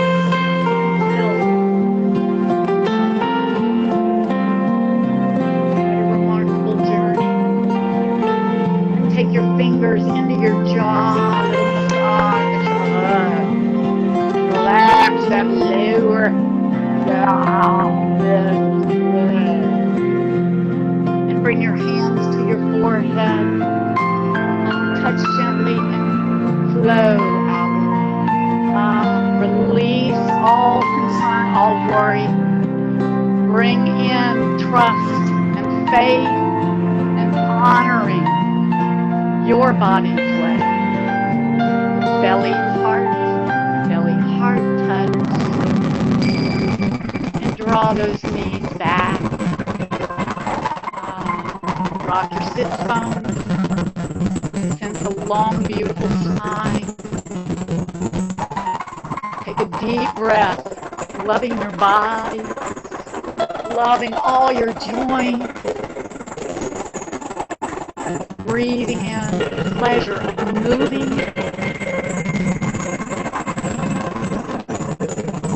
To deep gratitude. Gift of movement. Creativity, your own choices, your own deep wisdom that knows exactly what you need to heal by moving your body your way. Thank you very much. It's been an honor to share my passion with you all. That was a lot of fun. And if folks want to learn more about it, how can they get in touch with you? Great. If you can, Krista, can you give them my email? Yeah, I could type that in. Oh, I love Valerie. I can see relationship to Tai Chi. Absolutely. That's awesome. Yeah, there's a lot of Tai Chi in this Nia Moving to Heal for sure. And that slowness and doing it how you sense it and feel it. It's right on. Can you send them my email, or how should I do that? Can I type it in the chat? Yeah, type it in the chat, and then I could also send it out too. Okay, great. It's kate@naturenia.com. Okay. And I can send there's also niatv.fit,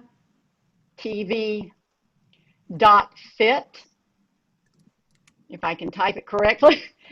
There's an online where people can do Nia with moving to heal principles and seated Nia and standing Nia, and it's like, I think you join for a fee, and there's like 50 different versions of 20-minute workout. It's fabulous. So those are the two that I could share with people.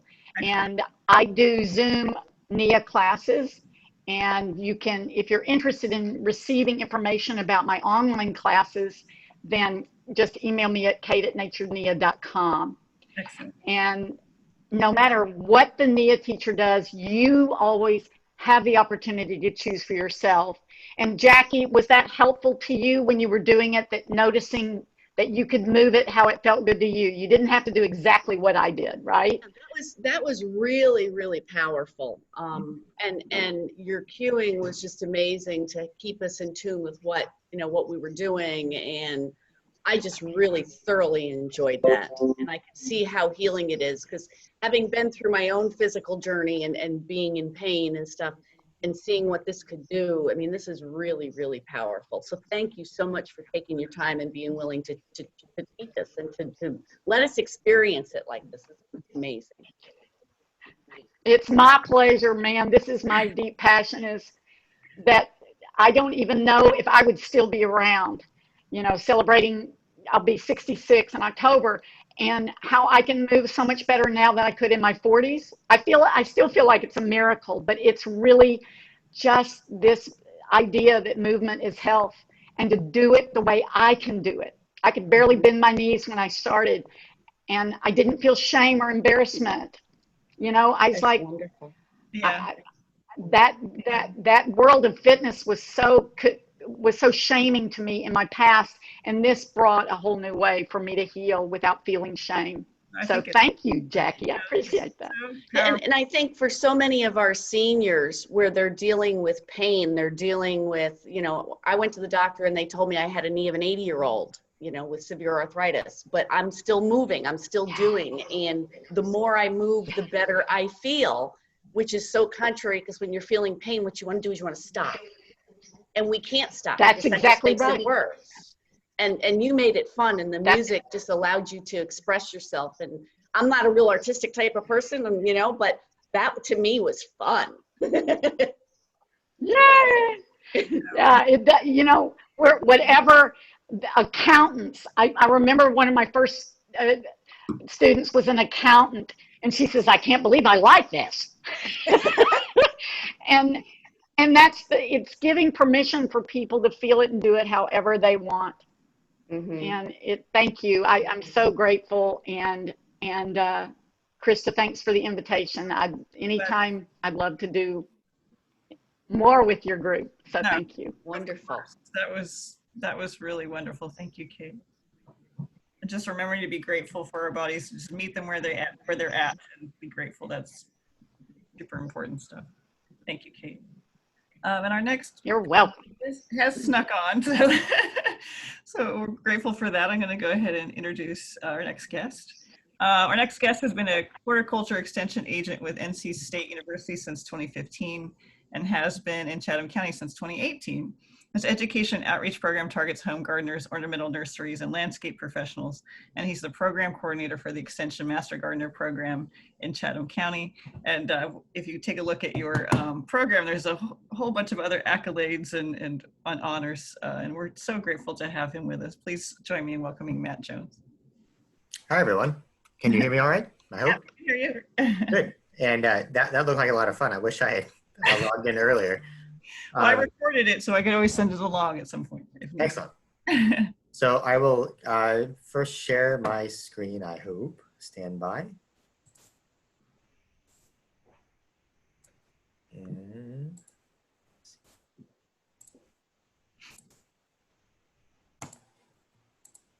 there you go. see that? It's coming along. There you are. Yep. Excellent. Okay, great.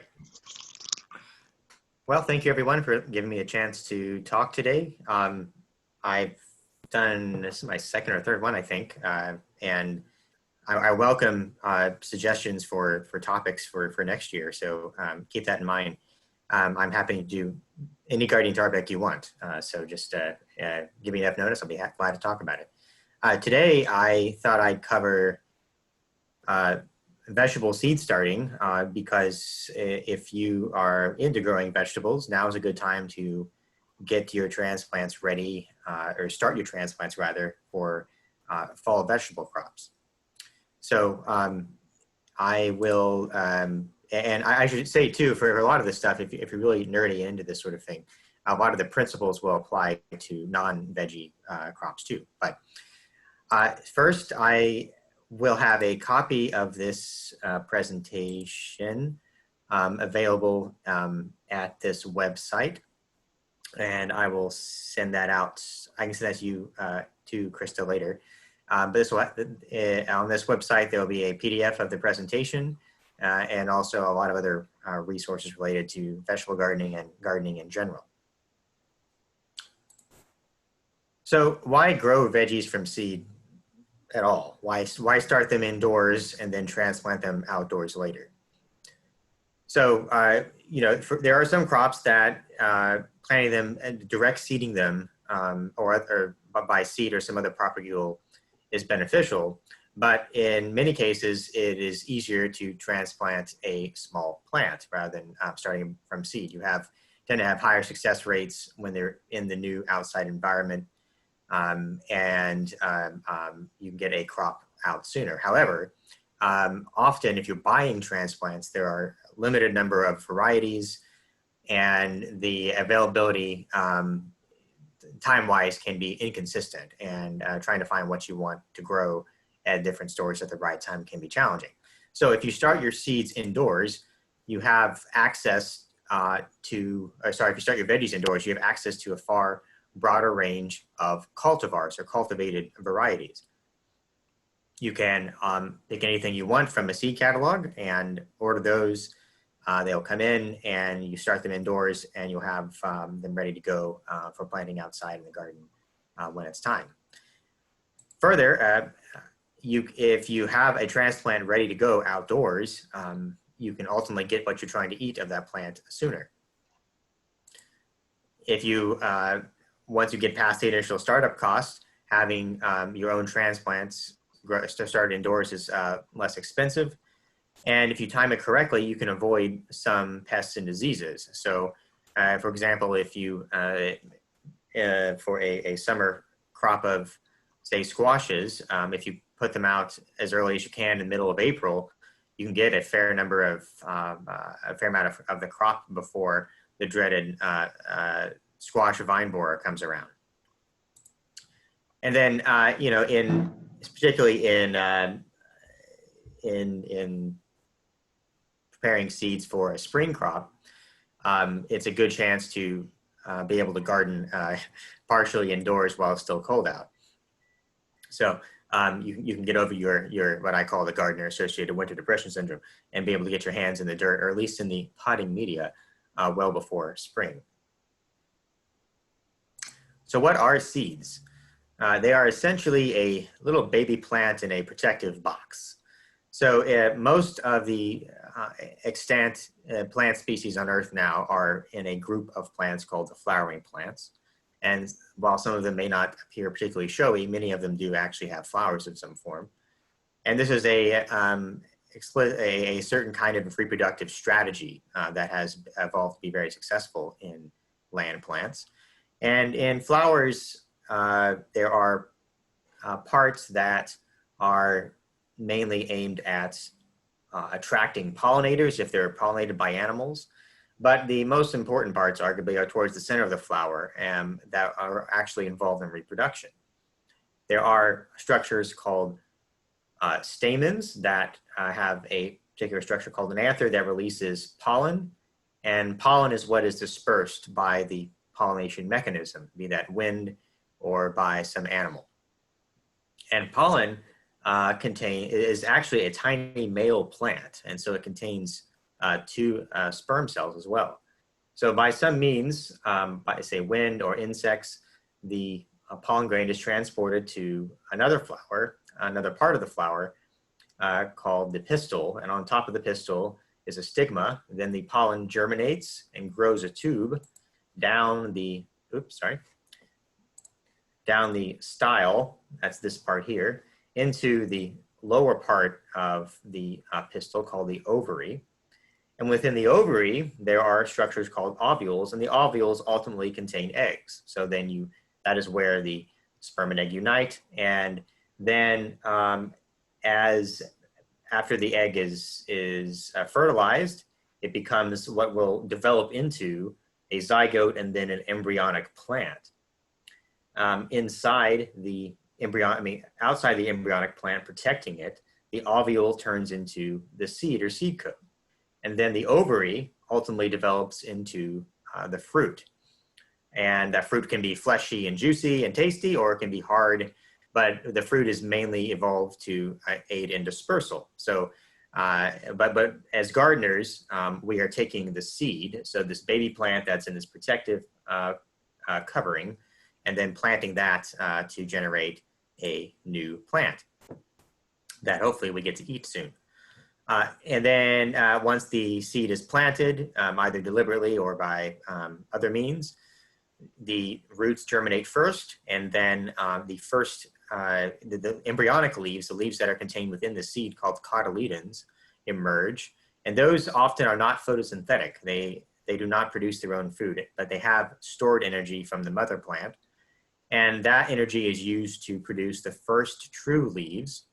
And those true leaves are capable of photosynthesis, and thus they can start producing their own food and thus continue to grow. So that's what seeds are.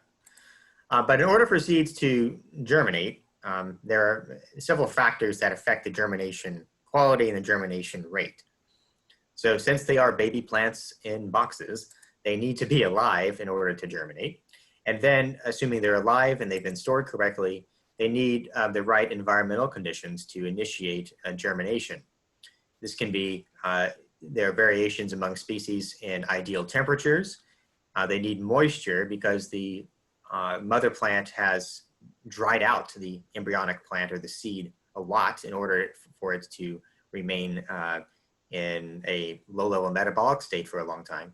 And so they have to absorb a lot of water in order to initiate germination. Germination requires a lot of energy, and just like us, they actually consume oxygen too. When plants are growing and photosynthesizing, they will emit oxygen as a byproduct of photosynthesis, but they also consume oxygen in the same way we do. They need oxygen to break down sugars and other chemical compounds to extract the maximum amount of energy. So this means that while you want the media to be moist for them to absorb water, you do not want it to be absolutely sopping wet, because then the seed doesn't have access to enough oxygen to germinate. And then different species and different crops have differences in how much light or darkness they need to initiate germination. In many species, the lack of light can be one of the signals that initiates germination. But in others, in things like lettuce, it's actually better not to bury them very deep or not at all, because light is a signal for germination.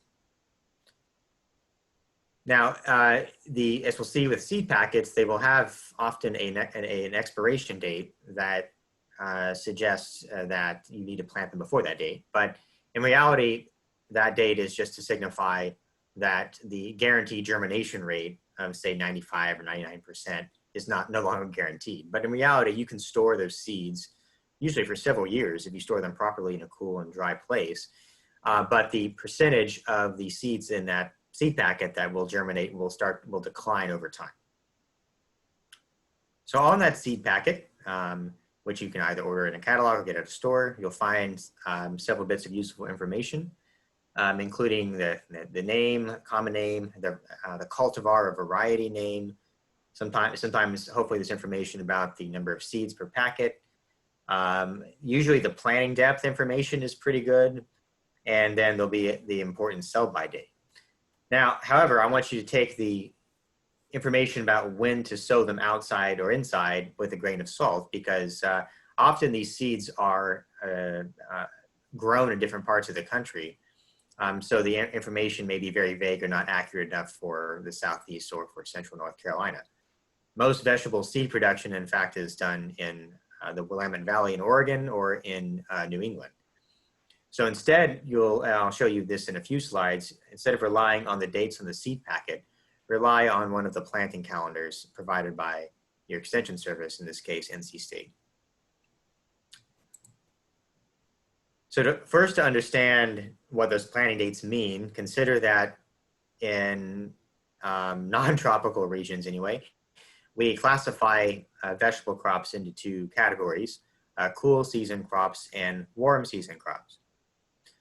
So currently what's in the ground now, what's growing, what you're harvesting, things like tomato and peppers, for example, those are warm season crops. These are crops that evolved in warmer parts of the world and thus do not tolerate our colder winter temperatures. So typically we wait until after the average last frost date, which is usually mid-April. It was later this year. And so we plant them after the average last frost date, and they grow in the spring and summer, and they're harvested through the summer. And we want to finish the harvest by before the first frost date, usually in late October, because that will ultimately kill the plant. What we're focusing on a bit more today are cool season crops. These are crops that don't do well in our rather warm summers. So instead, those are started in late winter, early spring. They grow through the spring and are harvested by the time it gets really hot in the summer. And they're also planted in late summer, early fall, and are harvested throughout fall and early winter. So right now, what we'll be doing is, if you're wanting to start your seeds indoors, then now is the time to start them indoors so that you plant them in late summer and early fall in order to get a later fall, early winter harvest. Our average last frost date is much earlier than it is in if you're from Mid-Atlantic or the Northeast, typically mid-April. Like I said, this year was an anomaly. We had a frost in early May, as I recall. But typically it's in mid-April with an average date of around April 11th or 15th. And our average first frost date is again in late October. Typically by Halloween, we'll get our first frost. But that will be changing over time as we continue to treat our atmosphere like a sewer and add more carbon dioxide to it and increase heat retention and the greenhouse effect. But or as Thomas Friedman, one of the few smart things he said is that it's less global warming and more global weirding. So we'll see more fluctuation in temperatures, more erratic patterns in rainfall, etc. So the planting calendars I reference are an ideal guide for planting vegetable crops in North Carolina. NC State has, and this is typically done in other extension agencies in other states, but ours are the best. So we have in fact 3 different planting calendars customized for different parts of the state. The link I'm showing here, and that will be both on the website I mentioned before and in your copy of the presentation, is customized for Central North Carolina, for the Piedmont region. These dates also, I'll show you what the chart looks like in a second, but these dates on here refer to when they'll be going outside. So these are not the dates when you start them indoors, but these are the dates you will put them outside, either planting them directly outside as seed or planting them as transplants that you either purchased or started indoors earlier. So on these planting calendars, on the left side, you will see a list of crops in alphabetical order by common name. And the next column will be the typical days to harvest. And S in this case means starting from seed, and T means from transplants. So for example, with let's say leaf lettuce here, if you were to plant them as seeds outside directly, then you can start harvesting them in 40 to 50 days typically. But if you planted them outside as transplants in 15 to 25 days. It provides some rough information on, or estimated information on the average spacing between plants. And then the good part, the best parts are the calendar section. And you'll see that all 12 months are divided in the first and second halves of the month. And then if you choose a crop, say lettuce, you can see that we recommend in fall crops, you can plant them as seeds or transplants starting in early August through late September, and still have time to get plenty of harvesting throughout the most of the fall. And really things like lettuce or a kale, I mean, kale will go through the whole winter unless we get one of those -2 winters. So that is when you plant them outdoors. When do you start seeds indoors to prepare them for outdoor planting? A rough rule of thumb is you want to start them indoors 6 to 8 weeks before the recommended outdoor planting time. But I have provided here some more precise or accurate information on the recommended start time before, the number of weeks before the calendar time that you should start them indoors. And you'll see some things like cucumber just need a few weeks starting the seeds indoors before they can go outdoors in the spring. Others like celery or leeks, you want to provide a lot more leeway to get them ready before planting outside. So you'll take the planting date I showed you here and count backwards from the number of weeks here to know when you need to start them indoors. Now, not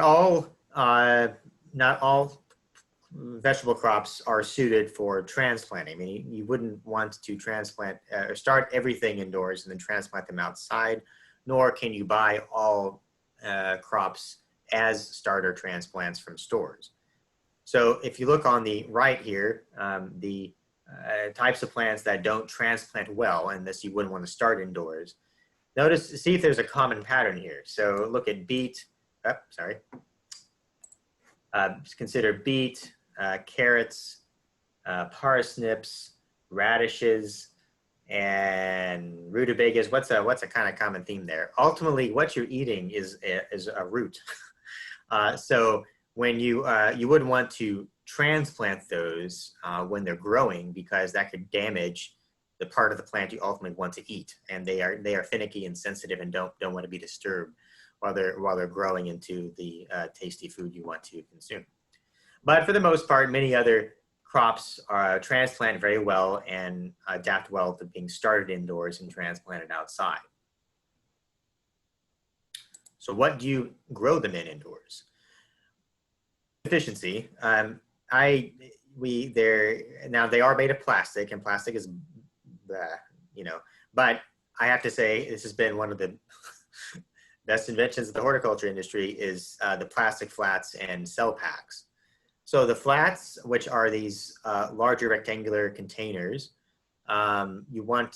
generally you want, I call them holy. You want holy flats because they have holes in them. There are some that don't, but because if you have the ones that don't have holes in them, if you apply too much water, then the water will sit at the base and can lead to root rot. However, if you're not letting them grow indoors for too long, then you can have an unholy flat, and you can actually water them by filling the flat with water and let the water soak up into the cell packs that fit inside the flats. So something to look at whenever you're buying them, if you are. And you can get the real cheap ones, and you can mostly reuse those for several years. Just clean them with a dilute bleach solution after you use them each time to prevent pathogens from propagating. But you can also get really fancy kinds. I have some of those that are much more sturdy and will last a really long time. And the cell packs and so-called plug trays come in all sorts of sizes. Generally, 4 and 6 cell packs are the easiest to transplant out of. So those, you'll put the seeds in here, working long, so you'll put the seeds in here. Those will go in the flats, and those will be under the grow lights. But if you have a rightful disdain for plastic, I don't blame you. You can also use things like peat pots. These are made of compressed peat, and they are totally compostable and biodegradable. So you can, in theory, plant them directly into the ground. But if you do that, I recommend, one, peeling off the edges and also taking out the bottom. That will encourage faster degradation and faster root establishment. There is some controversy about, or discussion and nuance, I should say, about how sustainable peat products are, because depending on where the peat came from, the rate of peat harvested can be much faster than it takes for the peat to reestablish. So it's not totally sustainable in that sense, but that sort of depends on where it's from. And there are some really young peat fields, like in Canada, that are relatively sustainably harvested, but that can vary. So it's not a perfect solution, but it's not plastic as well. But you don't have to buy your starting pots either. Honestly, anything that has a drainage hole will work. So you can use recycled yogurt containers, any sort of recycled component, as long as you can put a drainage hole or several drainage holes in the bottom that allow water to drain out, they will work fine. I would recommend disinfecting them with, again, a 1 to 10 bleach solution for at least 5 minutes. Rinse them really well and dry them before using them as pots, but they'll work perfectly fine. So what do you put into these cell packs or peat pots or recycled yogurt containers? We don't ever use garden soil. You don't take stuff out of your yard, and you don't use typical purchased garden soil. Instead, first I'll say that you don't use this stuff because, one, often it contains weeds, and it can contain pathogens that seedlings are sensitive to, but also true soil, so that's comprised of a mixture of organic matter and mineral matter and microbes and microorganisms. That's all great and dandy in a natural setting, but when we're looking especially with our clay soils in a really small volume, those just do not drain well enough for starting and growing seeds indoors, or for being in pots in general. The compaction can inhibit oxygen from getting through the plants. The drainage can be too slow, and that might promote pathogens and just drown them outright. So instead of using that, we use potting mixes or seed starting mixes. These are soilless substrates that are often composed of combinations of really fine forest products, or peat moss, or vermiculite and perlite, things like that. And all of those are really optimized growing media for starting seeds indoors, or for growing anything in a pot, honestly. Now, for the most part, any sort of potting soil, or so-called soil, but potting mixes, potting soils, growing mixes are perfectly fine for seed starting. You might find that there are some things that are specially labeled for seed starting, which they're fine to use too. The difference is those have an even finer grain, so that they're really fine, that really provide no inhibition for seeds to germinate. But these are pricier. But so you can honestly get away with these other potting soils or growing mixes. Then if you want to, in a small amount, you can add well-screened and well-mixed compost to soil these media, especially if you're growing other things in larger pots, indoors or outdoors, that can help. But realistically, just having the potting mix is fine for starting seeds. So how do you plant seeds in the soil? I'll show you in this subsequent slide several different strategic methods in terms of when and how you start them and when you pot them up, etc. But in general, the planting recommendations either found in the extension literature, which I can give you, or on the seed packet are generally pretty reliable. Don't worry, that's iced tea, not whiskey. The planting depth typically is 1.5 to 2 times the diameter of the seed is a rule of thumb, but generally the planting depths recommended on the seed packets are fine. Now, when you're planting them, handling them can be tricky, particularly if it's a smaller seed like carrots or radishes, things like that. So it can be helpful to, say, get a note card or something, or cut a slit in the seed packet itself and just gently release them, sow them into the ground. But with larger seeds, you can usually handle them by hand. And then you'll lightly cover them for the most part, and because you want to ensure good seed to soil contact.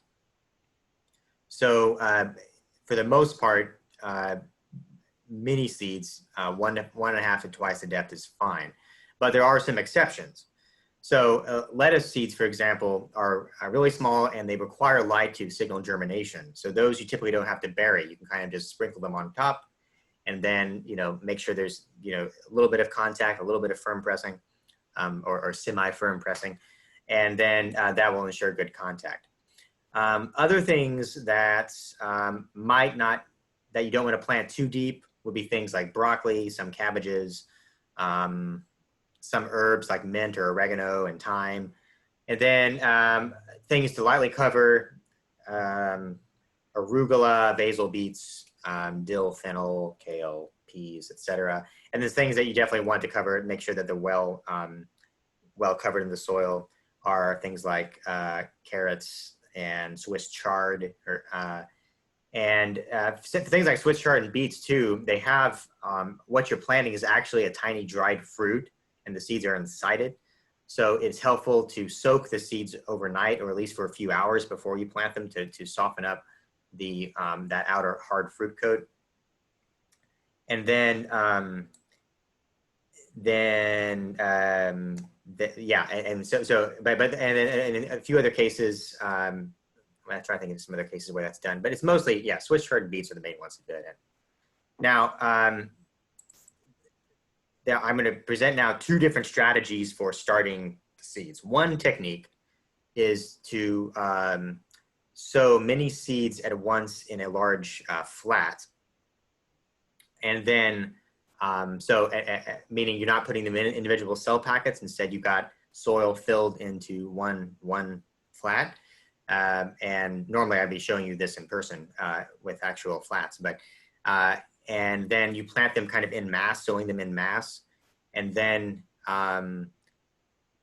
after they germinate and grow a little bit, you will thin them out and then plant them back into larger cell packs. The advantage is that it's easy to establish them quickly. You can just, in a matter of a few minutes, just plant a bunch of them in a large flat. And it makes more efficient use of space initially. And then once they germinate, as you the transplanting process itself, a little bit of stress is okay with plants and with people too. You know, stress maybe helps you grow. Yeah. So some of the actual transplanting process, removing them from that flat carefully and putting them into the larger cell, will sever some roots, and that will encourage additional root growth. This strategy tends to work well for seeds that are particularly small and harder to handle, like say lettuce seeds, for example.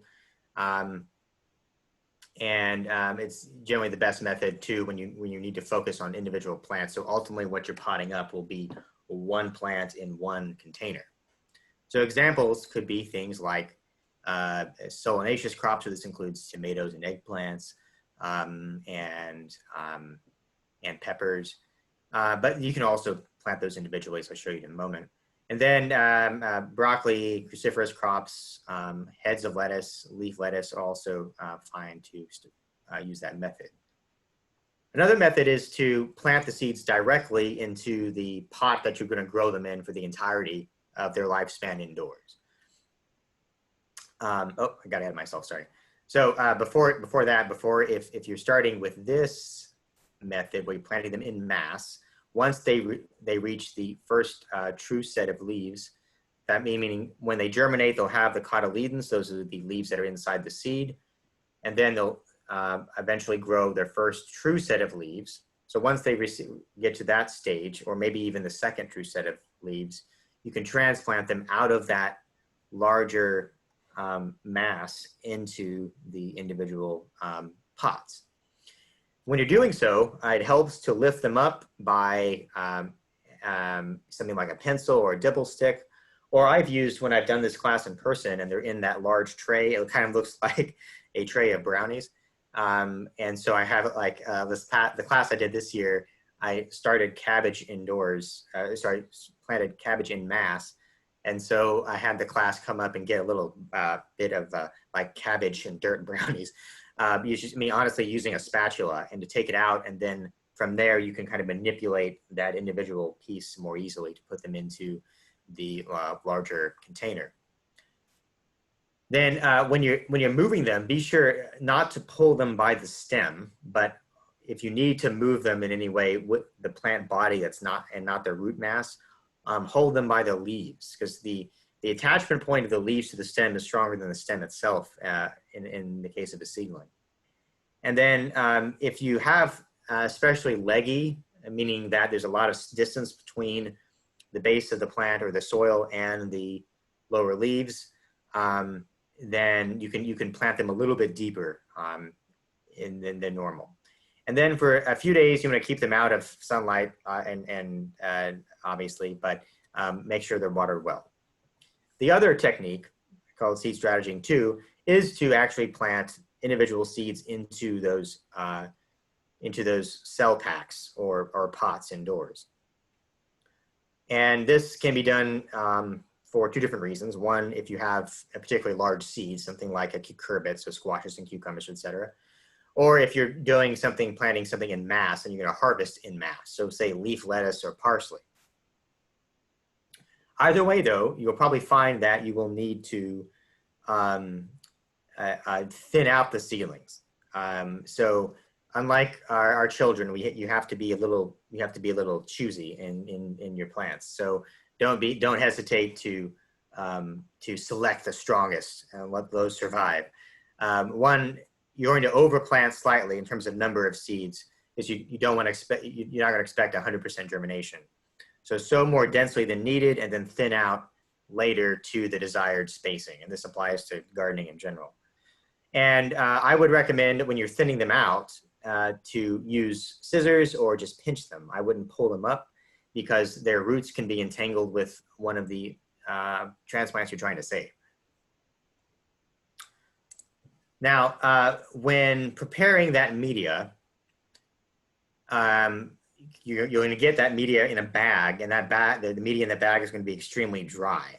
So you want to first pre-moisten the media. You'll have it in a little container or in a wheelbarrow or something. And then it's going to be extremely dry, and it's going to resist getting moist, because a lot of it contains a lot of heat. that tends to be resistant to getting wet initially. So you want to moisten it up to the point that it feels like the same moisture level as a wrung out sponge. Then when you, it helps a lot to pre-water it, pre-moisten it, because if you're watering it after you've planted the seeds, then the seeds might float away, they might get bombarded and buried too deeply, etc. So it's better to try to pre-moisten the media. Then it is helpful to cover that flat in a plastic lid. Is kind of ideal. They come with those plastic lids, and that maintains high humidity, but as soon as they germinate, you want to remove that plastic cover over the flat, because if you maintain excessively high humidity, then that can promote several types of diseases that seeds alone tend to get. After they germinate, your goal, and while they're growing, your goal is to keep the media moist but not wet. So when they're starting to slightly wilt, just ever so slightly wilt, you can water them. Another rule of thumb is that if you take a pinch of that media, and when you squeeze it, you cannot squeeze out water, or you can detect moisture, but when you squeeze it, you're not seeing water coming out, then you know it's time to water. Now lights. So on the whole, oh, that's a bit out of order. I'll go back to that in a second. On the whole, the natural light provided even in a, say, west or south facing window is not sufficient to start seedlings indoors. What will tend to happen is that they will grow really long and leggy and thin because there's just inadequate light. So we generally recommend, if you're going to do this to any significant degree, to provide have supplemental lighting indoors, and these can take several forms. You can buy specific lights that are customized for growing plants, and they're called grow lights, and those have a really broad spectrum of light, so a broad range in the UV, the electromagnetic light spectrum. Or you can just buy conventional fluorescent bulbs. And if that's the case, shop lights work fine, and you can make these very cheaply using PVC pipe and just strap a shop light to it. But if the shop light has two sockets, then get one cool bulb and one warm bulb to maximize the spectrum of light that is best for good plant development. Then when you're growing, in this case, they're showing that outdoors, but you'll be doing this indoors. You'll want to keep the lights about 1 to 3 inches from the seedlings. And as they grow, make sure you keep raising the lights. So it's helpful to have some sort of mechanism to be able to easily raise and lower the lights. And you'll need them to be under light for about 12 or 16 hours a day. So when you wake up in the morning, turn them on, and then turn them off before you go to bed. And that will greatly increase the rate at which they grow and ensure they're growing well. You can also buy timers for this, of course, if you want to get fancy. Now, your goal in having the light so close to the plants, and usually grow lights and fluorescent lights are cool enough that they will not burn the plants. But if you start noticing a little bit of marginal or tip burn, then you might want to raise it a bit more. But your goal is to aim for really short and stocky plants. If I've ever seen any problem besides diseases that occurs when starting plants indoors, it's because they are leggy seedlings and you're not providing enough supplemental light to them. So that is a dead giveaway of inadequate light. So your goal is to just have short little stocky plants that are growing close to the light until they're ready to transplant outside. Now, if you want to get really fancy, you can also further enhance their growth by providing seedling heat mats.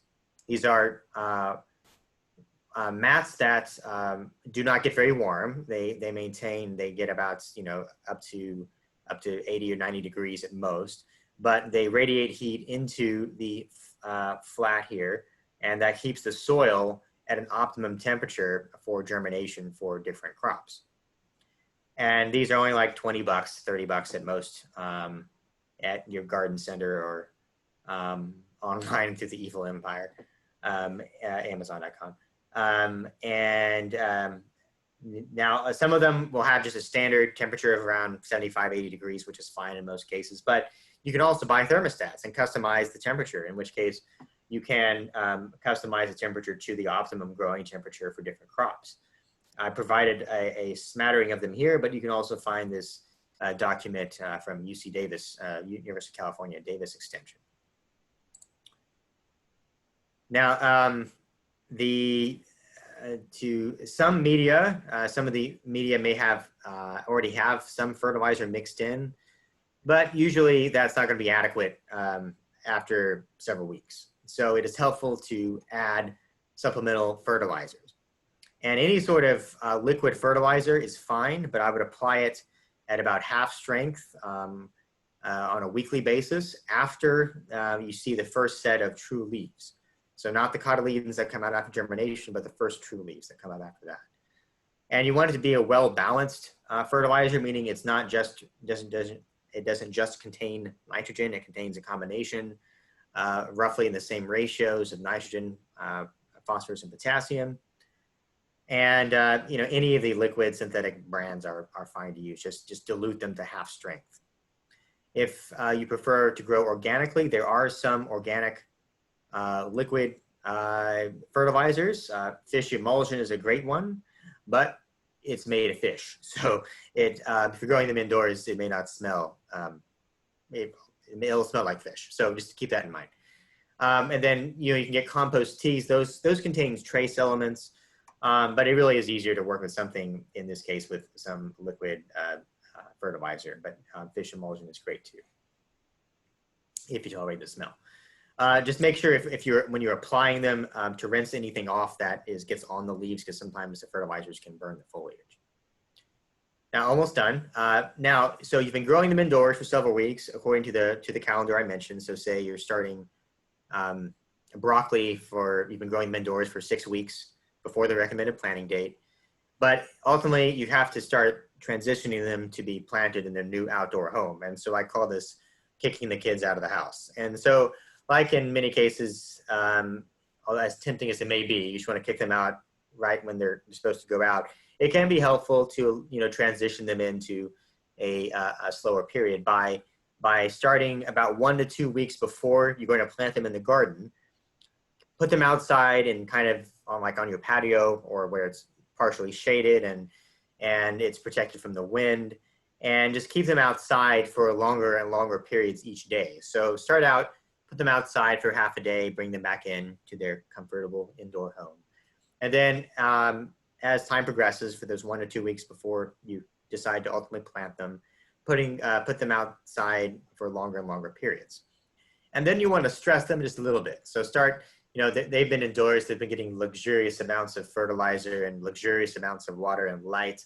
So you want to start backing off on that a bit to toughen them up some. So you can cut back on watering a little bit.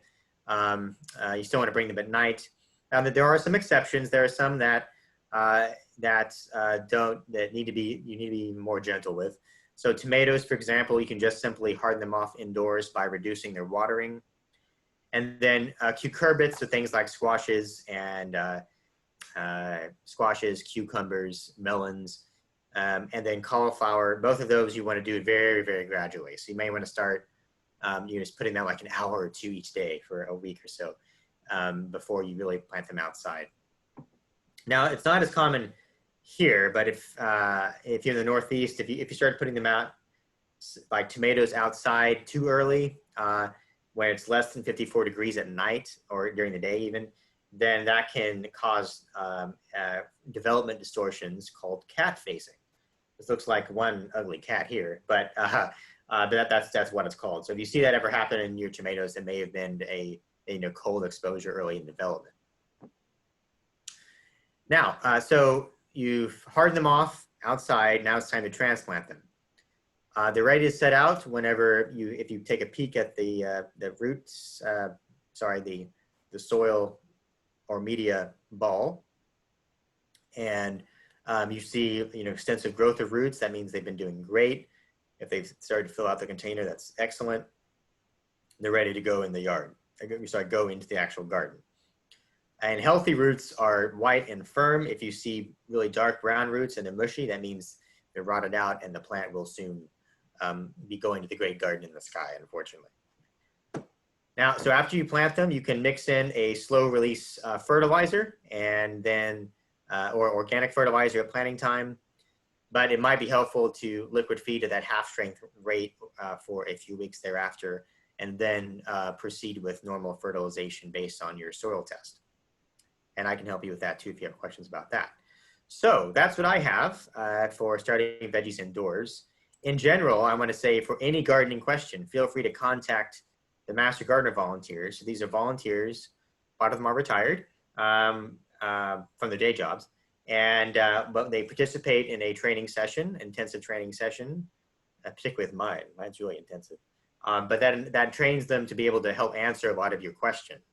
And the way it works is that you'll send a lot of your questions to them, and then they will respond, and they will carbon copy me in the email or take notes in if it's a phone call, and I will check up on it, and anything that they can't answer, it gets routed up to me. And so I get hundreds of these each year, and any gardening question you can have, if we don't know the answer immediately, we'll research it and find it out for you. Obviously, because of COVID, we're not having an in-person clinic, but normally during non-COVID periods, we have a volunteer in the office 3 days a week. But during COVID, you can email us. They are checking the email from their own homes. And then, or you can call my number. I'll give you my number. We're not checking our voicemails, the Master Gardener voicemail, but I am checking my voicemail. And by the way, we are here to help you. And then if you're really into being a garden nerd, there is the Extension Gardener Handbook. This is, it started out as the Master Gardener Handbook, but Dr. Lucy Bradley at NC State, who's the urban horticulture specialist on campus, I got a great grant, and the handbook was totally rewritten and revised and updated and expanded, and it's all available online for free. You can also buy a hardback copy from UNC Press, but the whole thing is online for free. And this, again, you can click on this link when you get this presentation later. So with that, do we have any questions? Let me get out of this display mode here. We can see. So Kate is asking if there are any vegetables that can grow with only 3 to 4 hours of sun each day. Yes. Oh, hang on, let me get my, I'm having I'll stop your sharing. Oh, there we go. Okay. Oh, yeah. Okay, thank you. Okay, I was like, where's one? So first question, are there vegetables that can grow with only 3 to 4 hours sunlight daily? So in general, anything that is not producing or where you're not eating the fruit or the they absolutely need 6 to 8 plus hours sunlight a day. But if it's things like where you're eating the leaves particularly, those tend to require less. So loose leaf lettuces, a lot of greens, those you can probably get by with 4 to 6 hours a day just fine. They will grow more slowly in 3 to 4 hours, but they will grow. Now, if it was full shade, I would go to the farmer's market. but 3 to 4 hours of sunlight a day should be sufficient for a lot of leafy greens, for example. And you could even get away maybe with maybe some of the root crops, so beets or carrots, maybe, but they could be small. But really, it's the leafy greens that are ideal. Thanks. All right, if anyone else has questions, you can use the raise your hand feature. You can use Q&A. Oh, I see a chat. I'm not seeing it. Well, you're waiting for that one to come in, Krista. I'll ask a question. This is Yeah. Jackie. So one of the challenges I always have is watering. And I watered some sunflower seeds that I planted outside and they all kind of got beat up. So what is your trick for watering effectively? And again, how much? And I know you said if you squeeze the dirt, that if you don't get water out, it's too dry. I always have trouble with watering.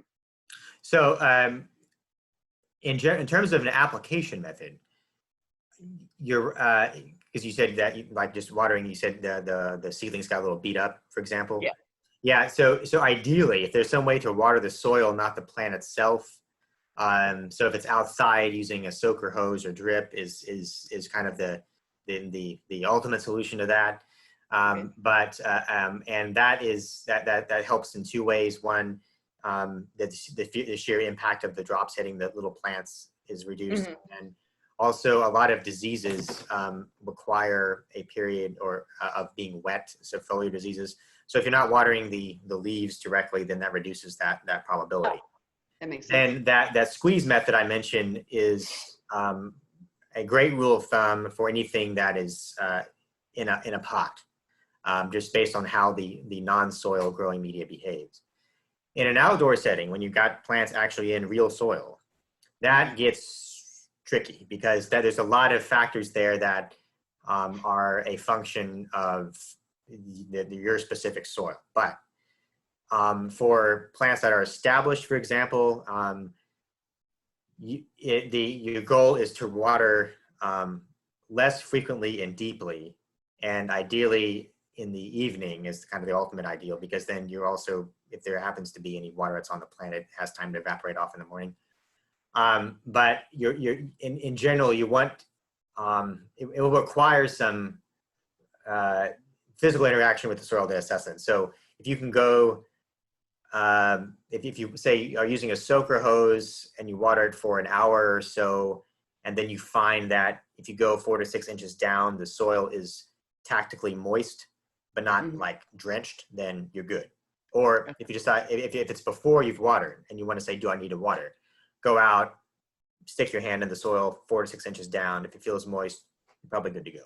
And on average, most vegetable crops need the equivalent of 1 to 1.5 inches of rain a week. And there are kind of complicated ways to calculate that, how that pertains to any water, any irrigation system. That can be done too, and I can send you information on that. But if it's rain an inch or so a week, you're probably good. And then wilting is also, of course, a good sign, a signal to water.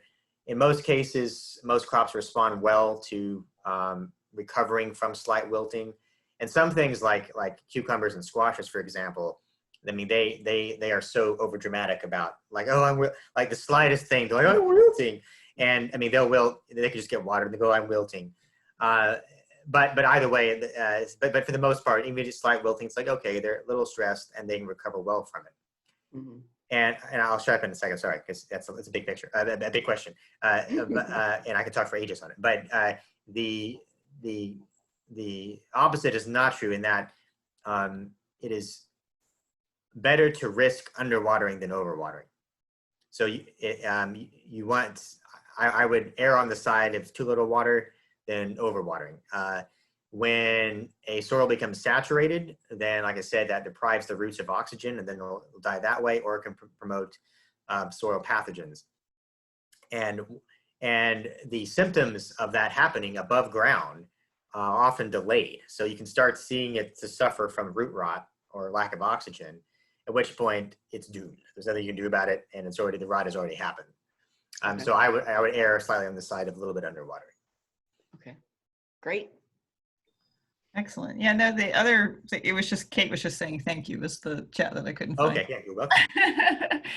Does anyone else have questions, comments? I know for me, I guess I hadn't been curious enough, but I'd always been curious about, and you kind of covered this, and so it was nice, why certain seeds needed to be, covered and other ones weren't. And so I appreciate you discussing why that was. Because I was always curious and my curiosity never went to look it up. So now I finally know why that is.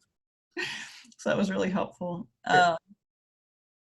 So the other question, I have another question. Yeah. So with grow lights, do LED grow lights work as well, or is that a problem, or?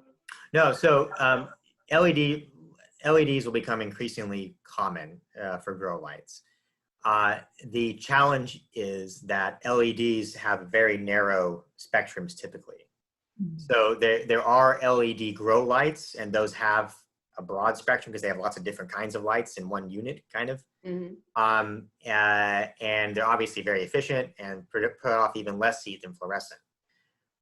But there's still a lot of research going on how optimal it is. So, and in fact, we have a professor on campus, Dr. Ricardo Fernandez, that's his whole research is LEDs in greenhouses and that sort of thing. And so there's a lot of nuance still to be kind of worked out. And so since they're a lot more expensive and there's still some uncertainty about it, fluorescent lights are really easier to work with for the time being. Okay, that's really good information. Thank you. Because we want to be doing that here. We've got some, I live in Lee County, and I've got we got 7 acres that eventually we would like to turn into like a community garden. Excellent. So we want to be able to get to the point where we know what we're doing. We're not there yet. We need some help. Well, so my equivalent there is Minda Daughtry, and she's off for 2 weeks because she just had a grandbaby. But she's my equivalent there, and she does both consumer and she does commercial stuff too. And she's fabulous. But I'll be glad to help you too. But you've got your own. I mean, you're welcome to use any of us in any county. But she's fabulous too. And she can come to your place if you're wanting to develop a community garden, I bet. Okay, and her name again? Minda Daughtry. Oh, we've met with Minda. Okay, when we first bought the property. Okay, so Minda, yeah, we did meet with her there. She was very helpful. Yes, very cool. Excellent. Well, I'm not seeing any other questions. I'll give folks another second or two to think about it. I mean, there was a lot of excellent information. And I think Jack was about to say something. So I do the activities at the Council on Aging, and one of the things we wanted to do is to do more gardening. And we know that there's the place out behind that was supposed to be some gardening out there past our bocce courts. So eventually we would love to be able to do more with you folks and have you help our seniors to be able to grow things and keep them alive. That would be a good thing. Planting them isn't the problem. It's keeping them alive is the problem. Right. I've got a whole crew of master gardeners that'd be glad to help teach stuff and that'd be, and they absolutely. So just because then if we could send food with people, that would be sweet. If what? Sorry? If we could send food home with them that they helped grow, that would be sweet. So thank you so much, Matt. This has been great, and you got a nice mix between information and great presentation skill, and keep it light. And so thank you so much for how you do it too. You're welcome. Thank you for having me. And when you were talking about the squash and things being really dramatic, it just made me think of the cats when there's 2 bites of food left in the bowl and they're starving. Yeah, you're right, exactly. Yeah. Very good. Well, thank you so much. And if anyone else has questions, I could always send them along to you if they have questions later. Okay. And once I have the PDF, I'll be sending some more slides and things out to our participants once I have that. So. Well, thank you very much. We so appreciate you being on. We appreciate you. Thank you so much, Matt. Ciao, ciao. Ciao, ciao. Excellent. So thank you everyone for joining us. I don't know, Jackie, did you want to do a little wrap up or? Well, we're already at 12, after 12. I think we should. Yeah, I'm going to go ahead and just tell folks what to expect tomorrow. So we have that would be good. Our final 3 guests tomorrow. Our first guest tomorrow at 9 will be talking about advanced care planning. That's our very beloved board member, Nancy Greger-Holt, is going to be covering that, and that's going to be great. We have Pat Balmediano, who's going to go over some nutrition and bone health information, and then David Kirkman, who's the author of the book Elder Fraud Wars that recently came out, and you probably saw him on the first Listen and Learn-a-thon if you tuned into it. He's going to be on and going to talk about elder fraud and scams. So we hope you will join us. Thank you again for being here with us today, and we hope you have a great afternoon.